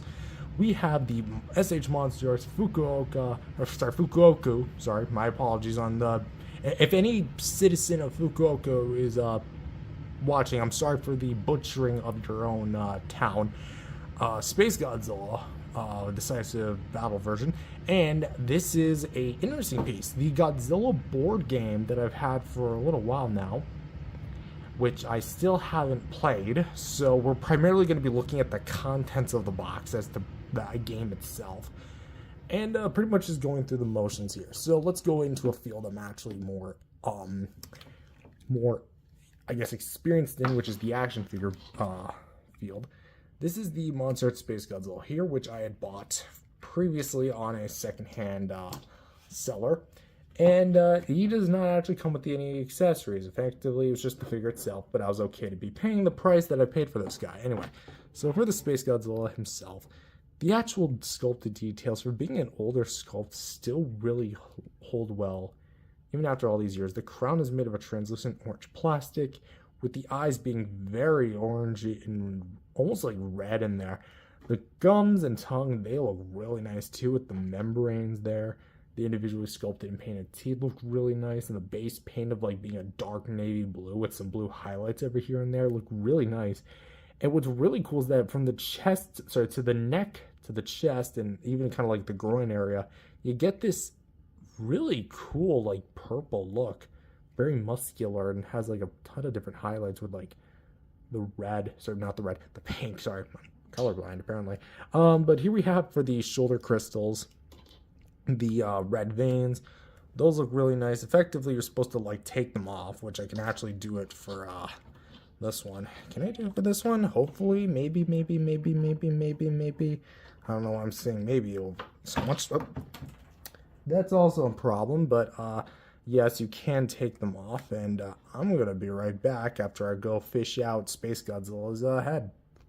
I'm just saying, if Space Godzilla actually does end up getting killed like that in Supernova, I am going to actually flip, because that probably means Godzilla wasn't the one who got the killing blow this time, which really would suck. Anyway, so also I already like predicted Space Godzilla being in Supernova like years ago. Anyway, so anyways, for the actual crystal, frosted white tip with some pink base, followed with some blue kind of like additions here with like the skin meets the actual crystal. The crystallized dorsal plates are individually sculpted and individually colored. Some are white, some are pink, because in the movie Space Godzilla did glow different colors. Although some of them, as you get smaller, are not translucent and are rather painted. And the paint, it's kind of hit and miss.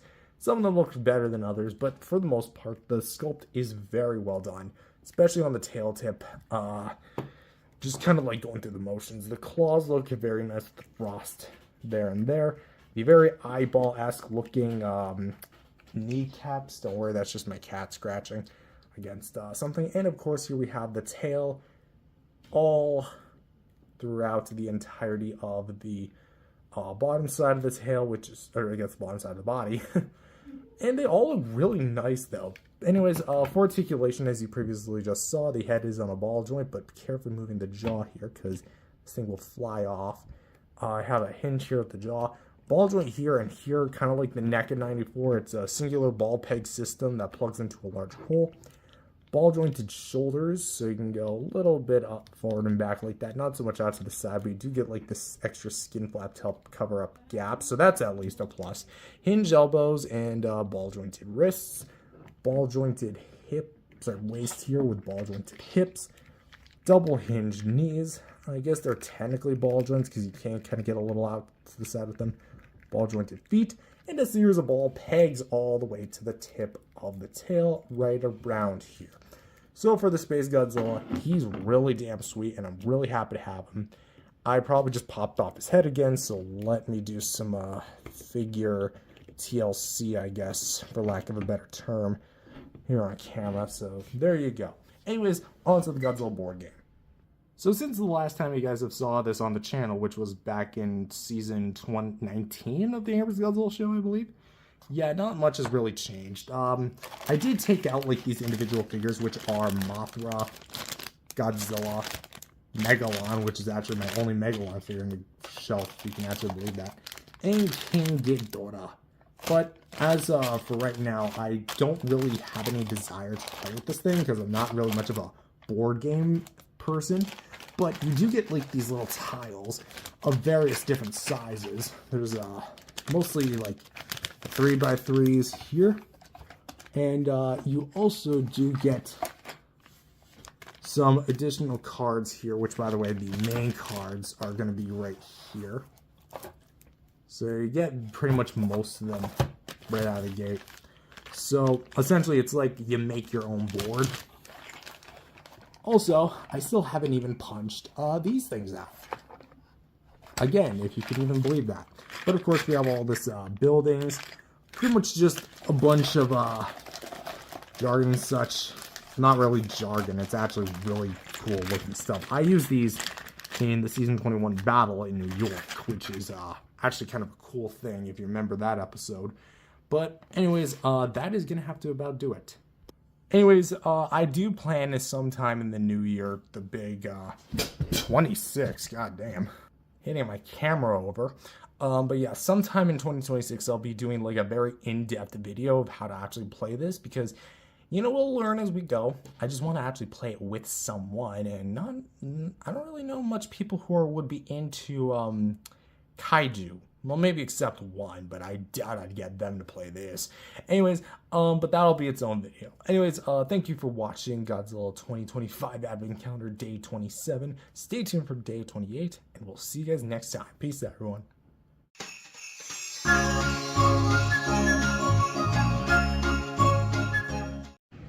Hello everyone, welcome back to the Godzilla Advent Calendar for 2025. My name is Matthew, and today we're doing day 28 of the bonus days here. For that, we are going to be spinning the wheel and picking 2 Godzilla figures to review today. And let's see which ones we get. So we're getting another Playmates. The Playmates MechaGodzilla with Heave. And for the next one, we get another one, which is, well, of course, going to be a real feel? It's going to be Godzilla or Kong. The real feel Godzilla. Okay. Liking the choices here. So, let's go ahead and do them both.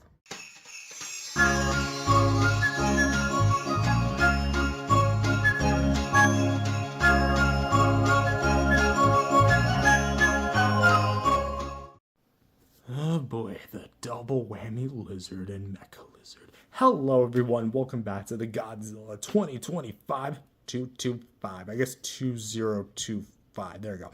Advent Calendar. My name is Matthew, and today we're here doing day 28. We're almost there. This is going to be the, I guess, a Playmates double whammy of Godzilla and MechaGodzilla, because here we have the real feel Godzilla from Godzilla Kong the New Empire and MechaGodzilla with Heave, the original release from 2021's Godzilla vs. Kong. It's kind of ironic because both of these figures in ways are very similar to each other. They both have a weird standing up problem. Godzilla Evolved is actually technically, so to speak, designed after MechaGodzilla with the more linear proportions, the bigger like arms, and the more red to like shade color scheme. Also the weapons on the tail, you get it. In fact, Toho, if they didn't request the arms to be shrunken down, he would have looked more like him, to be real. I wouldn't be surprised if, like, in a future figure, or had they gone with that, they could have put MechaGodzilla inside a rubber skin Godzilla suit. Anyway, so enough about the figures. Well, enough about the concept of other figures. Let's go ahead and talk about the figures. Starting with my personal favorite of the Godzilla Kong the New Empire line is going to be the Godzilla Real Feel. So effectively, this is going to be the, technically speaking, 4th time they've used this mold, not counting other sizes like him. in the 6-inch format, now casted in a rubber plastic material, or at least a soft plastic material, that pretty much gives the real feel, because in Playmate size, if you squish Godzilla, he's gonna be really soft and really squishy instead of having armor hard plating, and by that logic, you're also gonna get radiation poisoning. So, parents, I would not suggest buying this figure for your kids, and if you did buy this figure for your kids, I would suggest throw it away, because they are gonna get some very complicated health issues down the line with this. Anyway, that's also just a joke.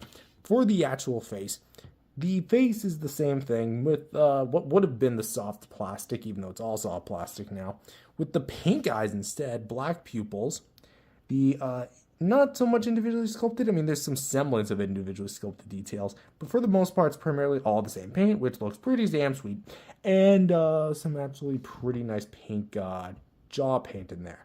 So at least it looks uniform. For the rest of it, you actually get like a nice white spray down here and some very nice gill paint or sculpt. Right here, you get like some ruby pink dorsal plates here. And overall, the detail does look really nice and really tight, which is really what I would have been looking for. Unfortunately, this figure does not fix the problem of it having very mellow detailing on the sides of the body, because to my knowledge, I think they just recasted the hard plastic to the soft, because you can see that the seam lines from the plastic version of the figure are kept over. So they probably bootlegged their own figure. That's my own personal theory. And just made some modifications. But the tummy here, mine has a little scuff right out of the box, but to be fair, it is an open box figure. You actually get a nice kind of like milk white overspray for the chest instead of like the olive gray kind of type color. For the arms, which are very well detailed, they got a lot of nice armor plating with some more accurate kind of like shoulder spikes here, which are different in terms of detail and actually painted this time. But in order for it to be 1-to-1, it's got to be more down here, almost like this one. Honestly, it almost looks like Angry Bird's red, like the top feathers. You know what I'm saying? But, of course, they're in a pre-posed position, and, yeah, everything's made of rubber. So, for the actual dorsal plates, they're goated. I love the aesthetic. I love how the light catches and bounces back off figures. It looks so incredible. And I genuinely am just in love with how this thing overall looks. Granted, mine's got a little bit of dust. I do have to clean some of these off. I'm actually going to be making a video pretty soon, like after the advent calendar is done, like me cleaning off some various Godzilla figures. So stick around for that. Probably an episode of Collect with Matthew, but I don't watch that series anymore. But yeah, everything here is all nice. For the legs, carries the nice detail and has some very nice sculpted detail works. Has some pretty nice actually has some pretty nice nail sculpt here, and actually has some like softened over pieces of plastic. However, my big kind of like gripe with it is that because of how soft everything is, it doesn't have a... Really?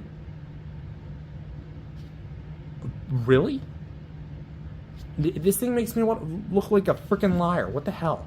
Anyway. So yeah, 9 times out of 10, this thing will have an issue when it comes to balancing, as you're seeing right there. But if you stand it up correctly, which 99% of the time, little kids will not, yeah. But for the tail, the paint here is so good and really rubbery. Again, I get it, it's rubber, but it's so cool. And the underside, I kind of wish there was some paint here, but c'est la vie. But for the most part, the sculpt is just beautiful on this thing. It just looks so, like, again, amazing, and I love the pink. You can tell that this is my favorite. Also, actually color matches this time. Anyways, for the articulation, we have a hinge at the jaw with a little bit more play because of the flexible plastic. The shoulders, I think, can basically go 360 because the soft plastic doesn't, like, grind up overly amount.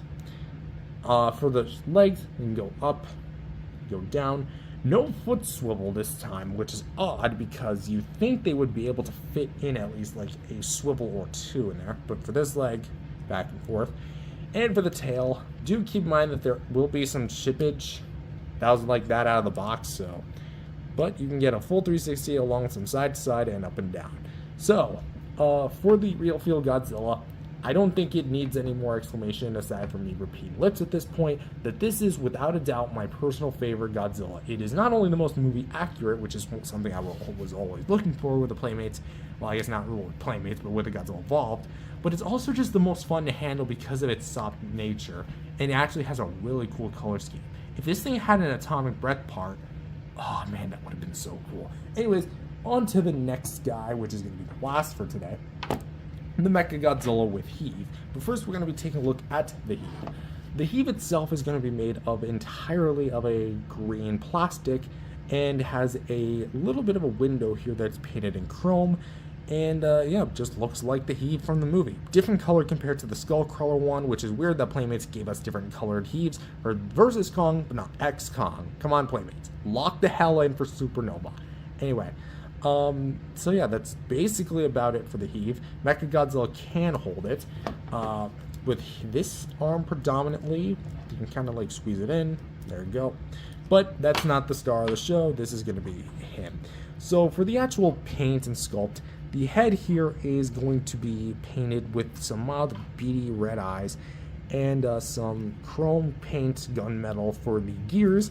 Nothing at the top of the jaw aside from that peg hole for the Spitfire version, but it has some mechanical lining and some additional plates here for the back.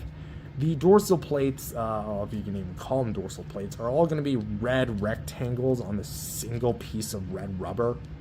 So there is that. The the front here has the single only painted area of the entire rest of the body, which is all going to be red. And for the chest piece here, it is going to be made of a solid plastic with some very amount of detail here. You can see where it kind of lays, but it actually looks at least consistent enough to kind of get away with it. Arms are going to be made of like this kind of blocky, kind of not texture, but shape, as the movie design is, with the shoulder pads here. Nice line work, as you can see here.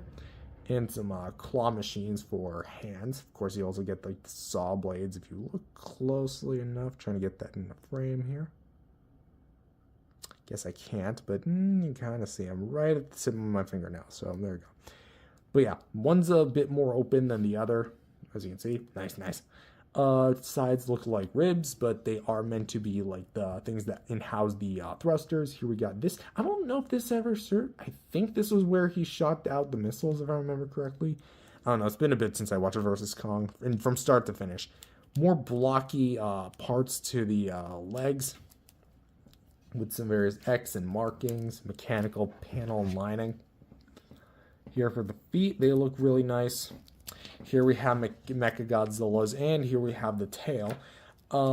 We actually have like a very nice segmented tail that almost looks like they copy and pasted all of the same like ridges, and then as it got smaller, just like I guess minimized its detail, but it still looks really good.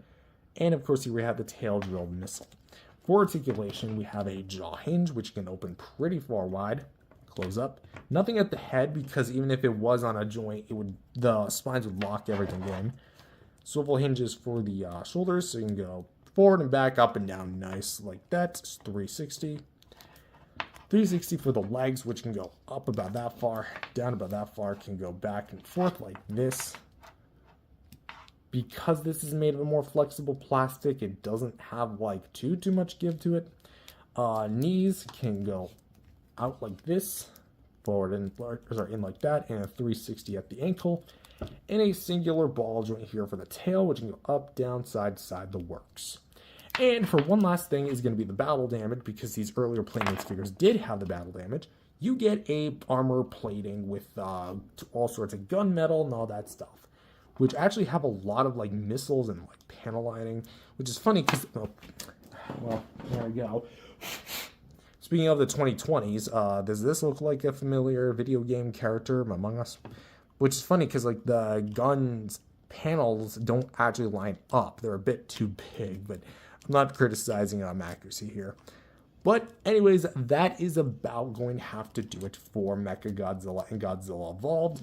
I do so hope you guys enjoyed. Let's kind of get them back into a familiar pose with each other. There you go. And yeah, that's about gonna have to do it. Thank you so much for watching day 28, and I'll see you guys in day 29. Peace out, everyone.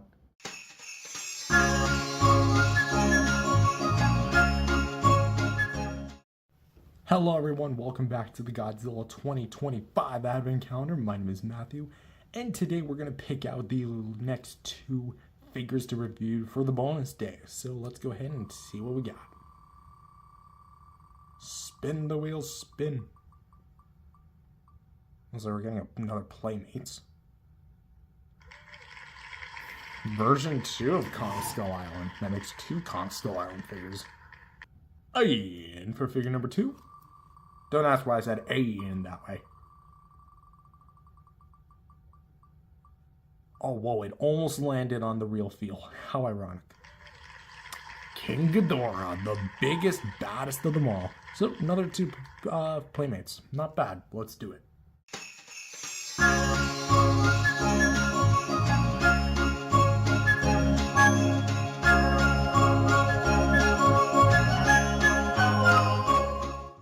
Hey, you guys want me to make you feel old? Like, really old?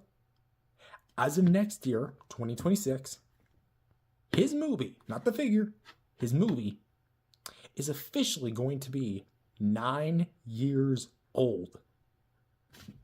Who would have thought? Anyways, hello everyone. Welcome back to the Godzilla Advent Calendar for 2025. My name is Matthew, and presented right in front of us, we have 2 new figures. Well, not new, but new to the Advent Calendar, which we have the Kong Skull Island version 2 figure, which is its reissue, and the Playmates Ultimate Titan King Ghidorah figure from Godzilla King of the Monsters. Both are several unique pieces to the MonsterVerse brand, one outdated, one indated, but let's go ahead and really take a look here. So first we're going to take a look at this guy. So, if you're not familiar with the original figure, it was released alongside the original wave of Godzilla and Kong merch when Playmates had struck the license in 2019, early 2020, right around COVID, I believe.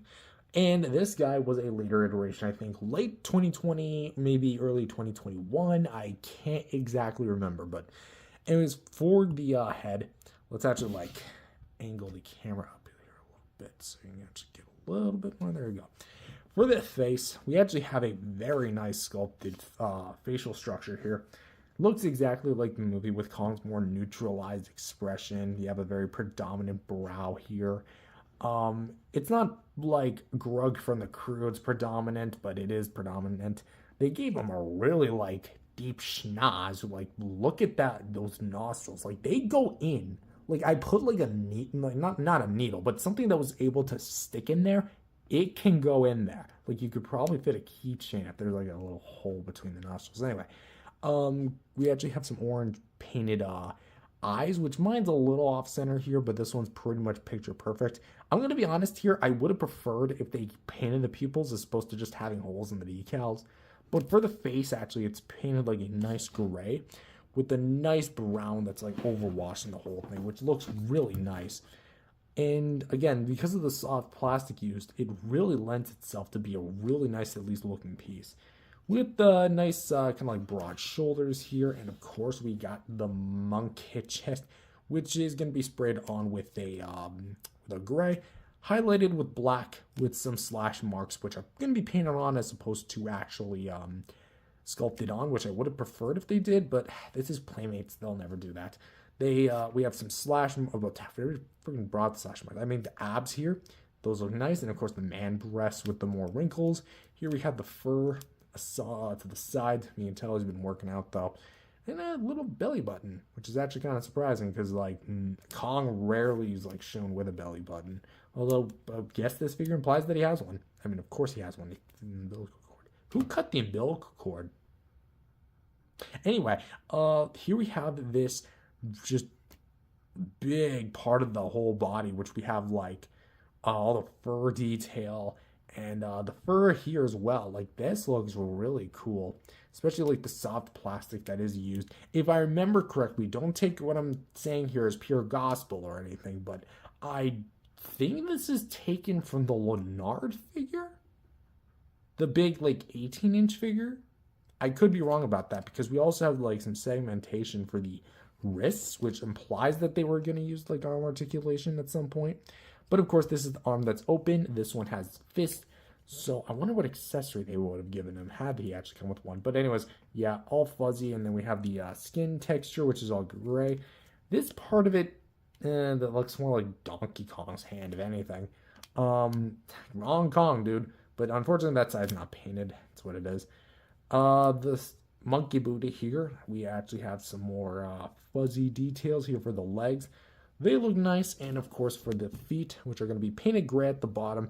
Mine's got a bit of like scuffage issues. This was actually used, so I do wonder what the story behind those scuffs are. I know I kind of like overthink things. Although, is that paper? Oh, it's literally just peeling off with my fingernail. That's interesting. Anyway, but yeah, that's literally about it. For articulation, we actually have a hinge here. The only Kong figure I think that only has a hinge. So we can go like that. We actually have a swivel here. Go 360. Same with on the other side. The legs here are really weird because instead of a 360, you do get a swivel, but it goes up about here and it goes backward about up to here.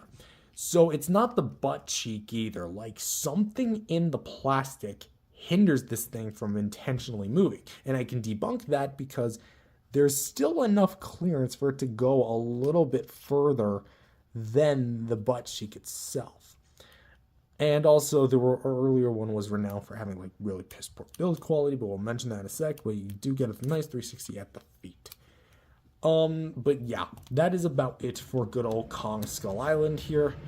And let's go ahead and talk about Ultimate Titan King Ghidorah, which was part of the first wave, first united wave of the MonsterVerse Legacy Collective line, as I like to refer to it as, because that was when Playmates started branching out to other sort of Godzilla films beyond versus Kong, which included Godzilla King of the Monsters, Kong Skull Island, which is like a new version, and of course Godzilla 2014. But for the head here, the heads, they all share the same united sculpt with, just going to take a look at Kevin here, the same orange eyes, which is ironically something they have in common. The teeth paint are going to be pretty basic with some nice tongue paint. Like, that's actually kind of surprising they were able to paint the tongue pink. And of course, the whole body is going to be casted in a kind of like variety of different plastics, but mainly the same consistent yellow, which is actually kind of insanely rubbery too. And then of course here we have like a different neck poses, which actually have some nice detail here. Which for the main one, it's kind of like rearing up. This one's mainly towards the side, and this one's also really towards the side, really signifying that it's Kevin. Which, yes, you can alternate these heads. I will not be showing them here just because this is more of an abridged review than anything. Here we have the chest, which has the infamous battle damage piece, which I'm actually just going to show off right now because I want to kind of get this out of the way. With some kind of like red-orange-ish blood and such. With this tiny little sliver we call battle damage, which is almost like you're picking out a scab. I know that sounds really weird, but trust me, we've all done it. So it's not like you're super strange with that. Be honest, you picked that scab you got back in the 3rd grade. Don't think I don't know about that. I'm joking. Anyway, you'll see there's a bit of a color difference, but sculpt-wise, it is pretty much identical and the same.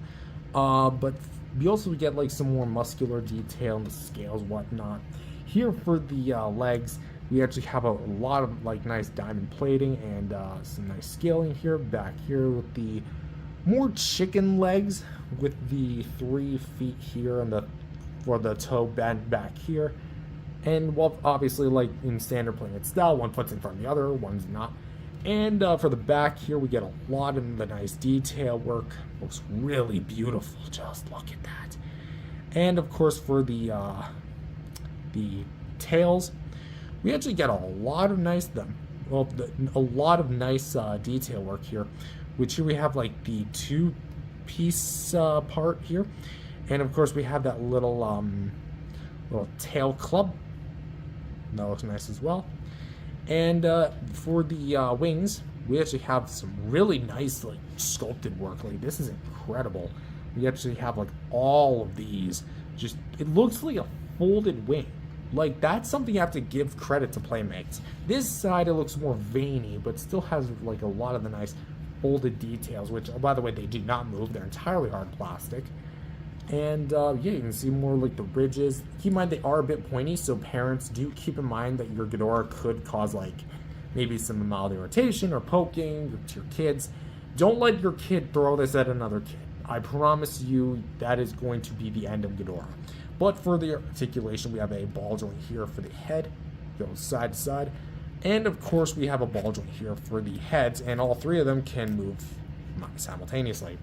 Here for the feet, which can go back and forth like this. And for the twin tail, which are packaged separately, or not sold separately, packaged separately, there you go. Assembly required, we get some ball joints, which are going to be actually nice and useful because you can actually like intertwine them with like that. So, I mean, not that you would really want to, but it's there. Anyways, that's going to have to about do it for our duo of King Ghidorah and Kong here. So, that's going to, yeah, just be it. So, thank you for watching day 29 of the Advent Calendar. We're almost there to New Year's. I can't believe it, but we're almost there. Anyway, thank you for watching, and I'll see you guys in the next episode. Peace out, everyone.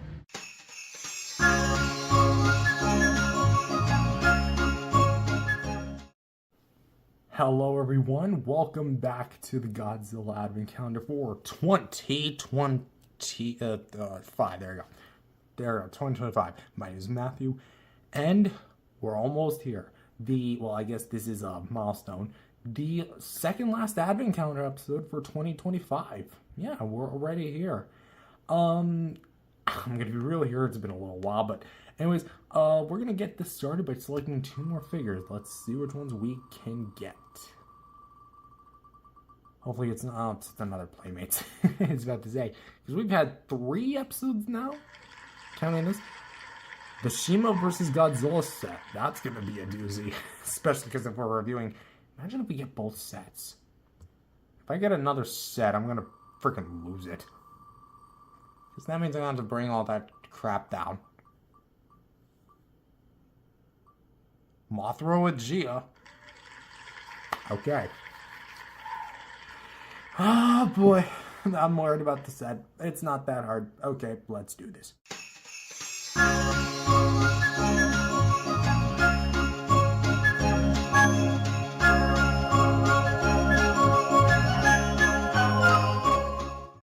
Hello everyone, welcome back to the Godzilla 2025 Advent Calendar. My name is Matthew. This is going to be the second last episode for the year, for I guess for the month as well. But right in front of us with me here, or I guess with us, we have the very first 2-pack set for Godzilla, the Godzilla Advent Calendar. Correct me if I'm wrong. Probably being screamed at by a long-time viewer right now. Of the Shima versus Godzilla set, exclusive to Walmart for Godzilla Kong the New Empire, and also from the New Empire is going to be Mothra and Jada. This is actually from the Ultimate Titan Battle Pack, but I decided to put it out as its own because it is technically its own figure and had its own release in select countries, which is weird because they never did that for the States. Probably a licensing thing. Anyways. So, yeah, we're going to be starting with this, first actually off with Mothra and Jada, just because it's the less complex of the two. And plus, I imagine that's probably not the one people are coming to see. Anyways, for Jada herself, it's a small little minifigure replicating her outfit in the film. So she had a little headband, and her hair was tied back, and she wore like this very kind of like uniform green, almost olive green outfit. There's no facial details, so I guess they didn't have to pay any royalties to I forget her name, who acted her, anyway, so yeah, it comes on a little base, and it's just in a neutral position, you know, not too much is going on here. I think this is the second time they gave us a humanoid figure, after the Mega Heat Ray Godzilla from vs. Kong. But yeah, has a little base, not too much here going on with Jada, no posability, nothing really. So let's focus in on Mothra. The actual sculpted details here are pretty basic. I mean, it is in the name. For the face, we actually have some nice little... now I'm just realizing they look like 6s. Now I can't get that out of my damn head. Anyways, yeah, so the 6s are going to be entirely white with the eyes, which look like tiny little M&Ms, are going to be the blue. And for the face, it's going to be kind of like a dark brown. Really dusty.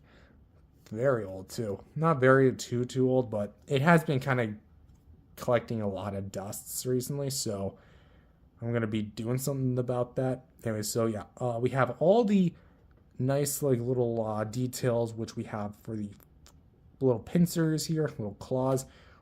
We have some kind of like faded blacks here, which look really cool. Little like, I'm guessing that's like a production unit thing. And for here, we actually have some more sprays at the back. But for the main body, that's kind of it. There's some like grooves and like we have the abdomen here, but there's really not much to it. But what we do have are some nice prints here for the wings. Now, keep in mind, in years past, I've said I do not like stickers on my figures, and I still stand by that. But the stickers here do at least look well applied, and I am excited to have her. That said, you can kind of see like some wrinkles and stuff in there, and it's been like that since I got her out of the box, so little tightened up, but it is what it is. And if you notice a little problem is that the wings are in the incorrect position. See, they're supposed to be reversed. The bottom wings are supposed to be more towards the back, and the bigger wings are supposed to be more towards the front. Aerodynamically, I think that's the term. It doesn't really make much sense. But anyways, for articulation, smaller wings are going to be on hinges and can actually swivel, so you can go up and down. And same with the bigger wings, which are also going to be able to swivel and all the such. So, now that we have Mothra and Jada out of the way, let's go ahead and get a look at I hate saying the main event, especially when it comes to an advent calendar episode. The main event, Godzilla versus Shimo, which is going to be repaints of the original releases. Let's start with Shimo. On her own, I actually have a defected version. Yeah, see, the Shimo I own, for the eyes, pretty much beady blue. Teeth are kind of individual sculpted, not really, but they are painted on the same basis with a pretty basic big tongue and not so much going on inside the mouth with some pretty nice detailing here, all things throughout. Like you actually get a nice amount of it. But here for the crown, that's painted white to a translucent blue to a very nice kind of like crystallized blue. Like that is a really nice looking blue. And of course we have more of the sculpted details of the scales back here. Sides of the body, I do think they kind of like fall flat because it is a bit more smoothed over. She just looks like a giant egg. But of course, we actually have some more detail here for the legs, which look really cool. As I can see pretty much right there. And there's not too much like paint-wise. There's actually supposed to be like a ton of blue paint, but unfortunately mine is like, well, it's got like all this like blue highlights, but that's literally it. The feet here, again, they pretty much look the same as the original in like a walking pose. Like some feet are bigger than the, going a bit more forward and back than the others. So let's focus on the top. Here we have another splotch of blue, just to show you there's nothing here. Back to the bluish purple, and then back to the blue, back to the bluish purple.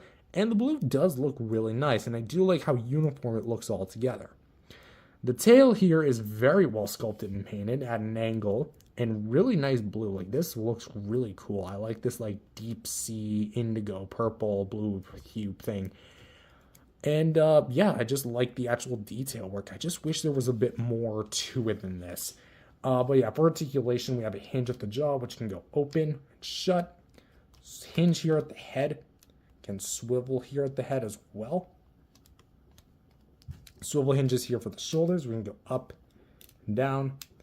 And pretty much like a 360. Swivel here for the wrist. And for the leg back here, which can go back and forth. And also swivel here for the foot. And a ball joint here for the tail, which can go 360. And yeah, that's about it. For Shimo's accessory, she actually comes with a Spitfire ice beam frostbite blast. So you can actually see the peg hole. I know I keep saying actually a lot. It's kind of what I do. And I'm trying to groove it in. I think that's actually about it. So there we go. There's Shimo firing her ice blast, which is actually really nice. And yeah, that's about it for Shimo. And now on to Godzilla himself, which is going to be my personal favorite of the two. Godzilla himself is going to feature a variety of different colors. Here for the orange eyes, black pupils, in the painted tongue, which actually let's kind of like get the beam out because it's been in there for a little while. Painted tongue in there with some nice painted teeth. Really nice like application of blue. Like this looks really cool. Like the light shade of blue with like the dark blues in the armpits. Like this looks amazing. Like I have to give Playmates this. They can cook with some of their color schemes. Like or hate their quality, there's no denying that their paint looks cool. Especially like this, where again, I know it's just the effect, but it just looks so cool, all things considered. Arms look really well detailed, as well as the paint here for the claws. They look nice. Details on the side of the body are flat, much like Shimo's, but you do get the salmon type color and the red-orange type color scheme for the back here for the dorsal plates. Legs here look pretty basic with the olive green underneath here and here. And for the actual like detail work, looks really nice here and here. Again, not so much there. And also these aren't painted. And for the tail, it's all the same salmon you've seen a bajillion times. And actually still has the rubber kind of like nature to it, which is almost like the real feel, except that's like a beyond this. So yeah, that is something to point out. For articulation, we have a jaw hinge, which you can go open, shut. Nothing at the head, even though it looks like it can move. It's on a square peg, so even if you try turning it, it's not going to budge. Arms rotating here, back and forth. They look nice. Do keep in mind, they could scuff. Legs, oh god, I heard a little crunch. I did not like that sound. Is that what I heard? You can kind of see some scratches. It's not good. But yeah, back and forth. 360 here for the foot, as you can see. And a ball joint here for the tail, which is also packaged separately. And for accessories, you already saw it. This little beam effect, which is going to be red, fit into Godzilla's mouth, peg hole. You know the rest. It's the same thing I've shown dozens of times over at this point. There you go. So as for the set itself, it comes with 2 punch-out crystals that you need to assemble yourself. I probably have assembled these wrong, but these are how I display them. So kiss my rum if they're like wrong or something. They're also a little bit creased because of my last move, so do forgive that. But the real star of the show is going to be these crystal-like rib cages. They're not literally made of crystal, but there's 2 pieces, and they have like a red and blue tone. They're at the top of the shelf. That's why they're dusty. But effectively, yes, you can kind of like punch them out. There's 3 layers to it all. 1, 2, and this back piece, which is for the actual like itself. So yeah, you can have like Shimo in there if you want to. You could have Godzilla in there if you want to. There's also a little groove at the back there for his tail. The one thing you can't do is have them together, which is kind of surprising, but personally, I do like this set a bit more than the Versus Star King set, just because like the lava falls were never really that well constructed to me, and even after like trying to finagle with them, I still can't get them down. But effectively, that is going to be it for this set. Let's get everyone back in frame here. That is, yeah, about everything. So let's do the outro here. Thank you guys so much for watching this episode of the Godzilla Advent Calendar. We have 1 more left to go. And yeah, thank you for being here. Peace out, everyone, and subscribe. Stay tuned for tomorrow.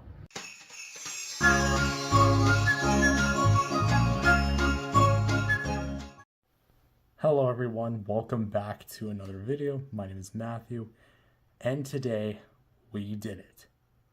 The final day of the Godzilla Advent Calendar for 2025. Finally did it good that time. Hell yes. Anyway, so for this one, we've got some pretty interesting options, but we're going to pick 2 last ones. This is going to be it. Let's see what else we get here. the NECA Godzilla 2019 V2. All right, that is a good one. And for the final one,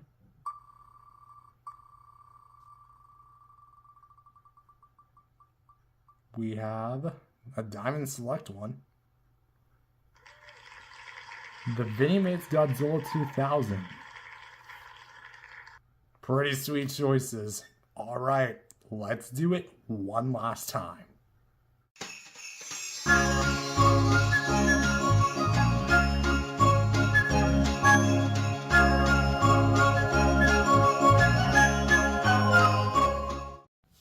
Hello, everyone.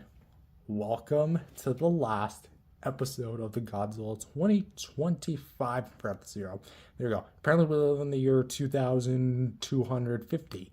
So, any legends from 2250, hopefully you're living in what Futurama describes anyway. Welcome back to another video. My name is Matthew, and today for the last episode, we've got two legendary status figures with the NECA Godzilla 2019 V2, the poster version from Godzilla King of the Monsters, and the Playmates Godzilla 1999 or 2000. So, with that said, these are both some of my favorites, but let's go over some of these guys in what I like to call the Legends era. Anyway, so for this Godzilla, the Playmates line, if you're not familiar with the Playmates line, and you haven't seen my plethora of Playmates videos, Playmates was a line, or is a line, that was created by Diamond Select, who has like a ton of different IPs, and is basically their own version of Funko Pops. And I actually think that this is like the anti-Funko Pop. Why? Because Funko Pops are renowned for having small bodies and big heads. This is actually kind of the opposite, where it has smaller heads, big bodies. It almost looks like a Lego or Roblox character. But anyways, for Godzilla himself, the face actually looks really cool with a unique head sculpt that's not like the rest of them. Having a very almost dragon-esque head, like that actually looks really cool. The teeth are individually sculpted with some pretty good paint application, like for what you get. The tongue is actually painted pretty well, as well as the gums. You can actually see a little bit of there. The eyes have a mean look to it. You got the red, kind of like a eggshell white with some black highlights around the eyes. They look really cool. For the actual details up top here, you got more of like the dorsal plates, which go from the brow and ears to the back of the head, which is where the dorsal plates start. I will say the detail itself is a bit more mellow than I'd like it to be, but it is like a $10, $15 toy. But you get some folds in the skin and some pretty nice like sculpted details. You get like some swirls as opposed to just basic scales. The chest, which is I think repurposed from the 54, if I remember correctly. And then you get like these big like boxing glove arms. Like his fist is bigger than his shoulder. Like, buddy, you should really get that checked out.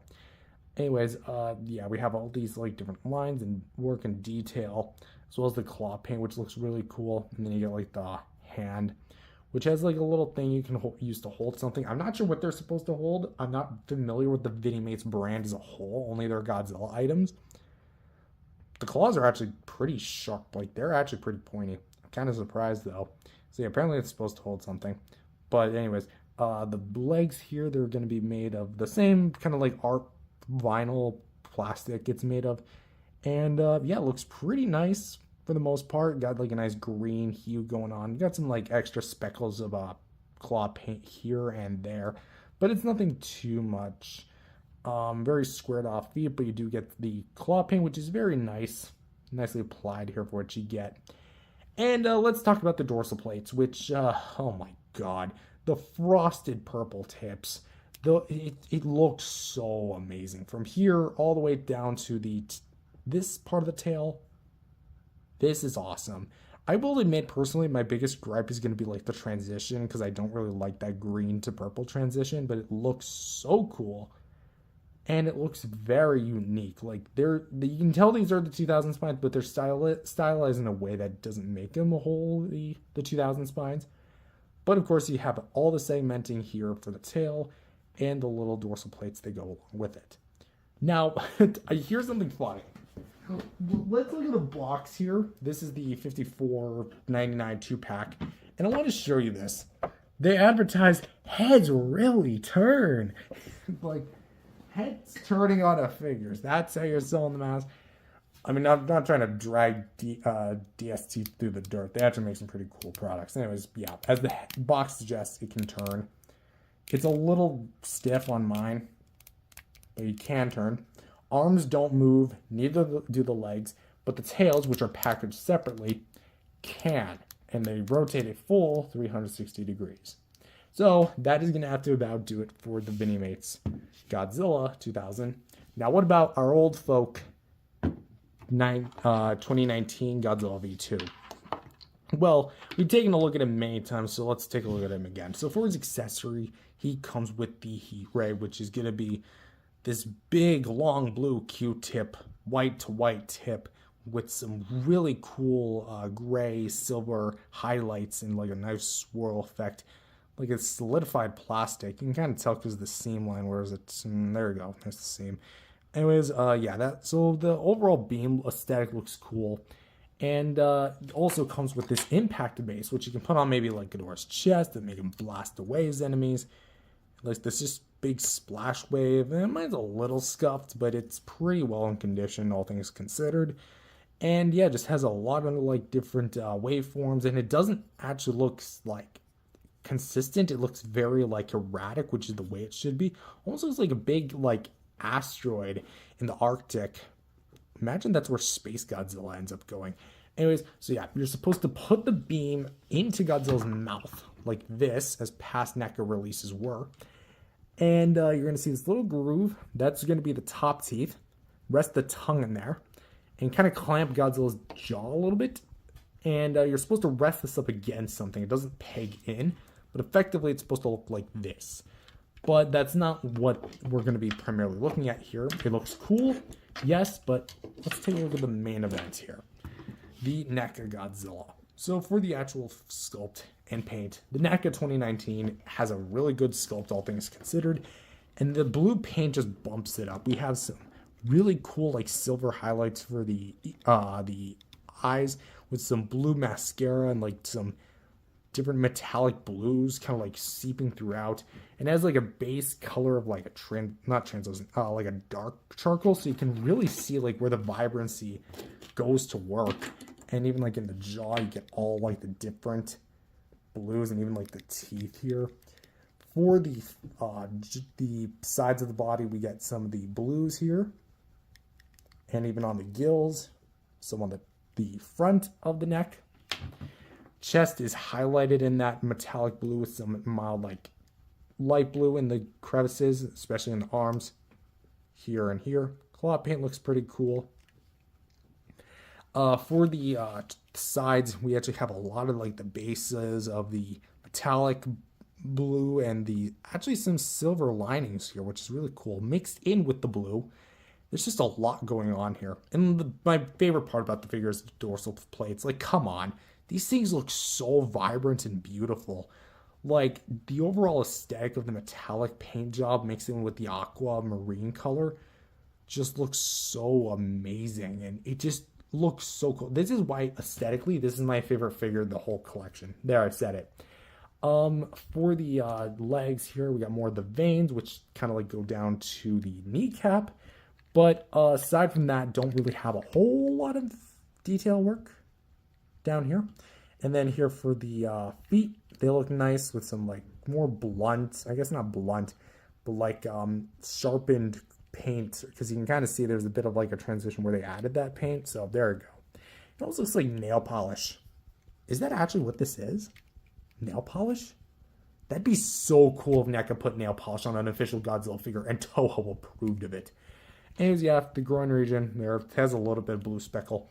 And for the tail, all light blues up here with mild blue highlights. The metallic blue highlights for the sides. Nothing too much going on at the bottom. Mild blue speckles here and there, but that's okay. But more or less the same detail. But just has all like that same coherent blue, and it looks super chaotic yet uniform. And for articulation, we have a jaw hinge. As you can see, Ball joint here, well, would be ball joint because this thing is really stiff, and an even more would be ball joint here for the neck. It has been nearly 7 years since I last got this figure, and it's still stiff. Who knew? Ball joints here for the shoulders. Better be careful because my 2019 V1 popped out pretty well on me. So yeah, you get ball joint there. Swivel hinge for the elbow, and rotation at the elbow. Swivel hinge for the wrist, so they look nice. Ball joint here for the waist, so you can go side to side, up and down with it. And a swivel, well, kind of going up. 360 here for the legs. Swivel hinges for the knees, very tight. And ball joints for the feet, although I've heard things about them popping off, although they could just be bootlegs. And a series of 1, 2, 3, 4, 5, 6, 7, 8, 9, 10 ball joints up until here, which we can go up, down, left, and right. Pretty much the works. You get it. Anyways, let's get everything back in frame here. I can't believe it. Another Godzilla Advent Calendar done. The 5th annual one. You know what? I'm happy with it. But this would usually be the time where I'm doing like some mild reflecting and such. And I will do that in a future video. But to put it mild, I didn't think this year's Advent Calendar would actually happen. I didn't. I really didn't. I thought that this would just be a year, the first year, where I'd actually go without doing one since 2021 when I first started these things. Because last year, I was in a very weird circumstance. See, we were going under some renovations, trying to move and all that stuff. So that's why last year's didn't, or almost didn't happen. Thankfully, it got delayed, and then it did happen, and then we eventually moved in that following January. Which would be this year's January, 2025 January. That month, I lost a lot in that move because a lot of stuff got left behind, thrown out, abandoned, etc., etc., etc., which included stuff that dated back to as far as my childhood in terms of elementary school. And yeah, it does hurt. That ukulele I had, yeah, that's gone. But I feel like what really helps me keep going is not just my family who helps me support me and like just like in various different ways, not just mentally too, but also you guys. This year has been the biggest year of the channel so far, and beyond just the Advent Calendar, I'm proud of the work we did together and how far we've come together, because this year was also my 10-year anniversary. And I'm super grateful that you're here. Even if you don't care for my Godzilla videos, you just still watch me, that's fine. I'm really thankful for you. You really helped me. And I'm so thankful that you're here. And I hope that what I'm saying at least brightens up your day. So, anyways, that said, this is going to be the last review for the year until we can get to the New Year's in 2026, where we're bringing back 2016. Yes, I know we say it's every year, but guess what? We're campaigning on it. Anyway, thank you so much for joining me on this big, extensive Advent Calendar. We had a bit of hurdles, went away for a few days, but c'est la vie. Thank you guys for watching, and I'll see you guys in the next video next year. Or maybe when this video goes live, because I am recording this the day before New Year's, you get it. Thank you for watching. Peace out, everyone. And Happy New Year.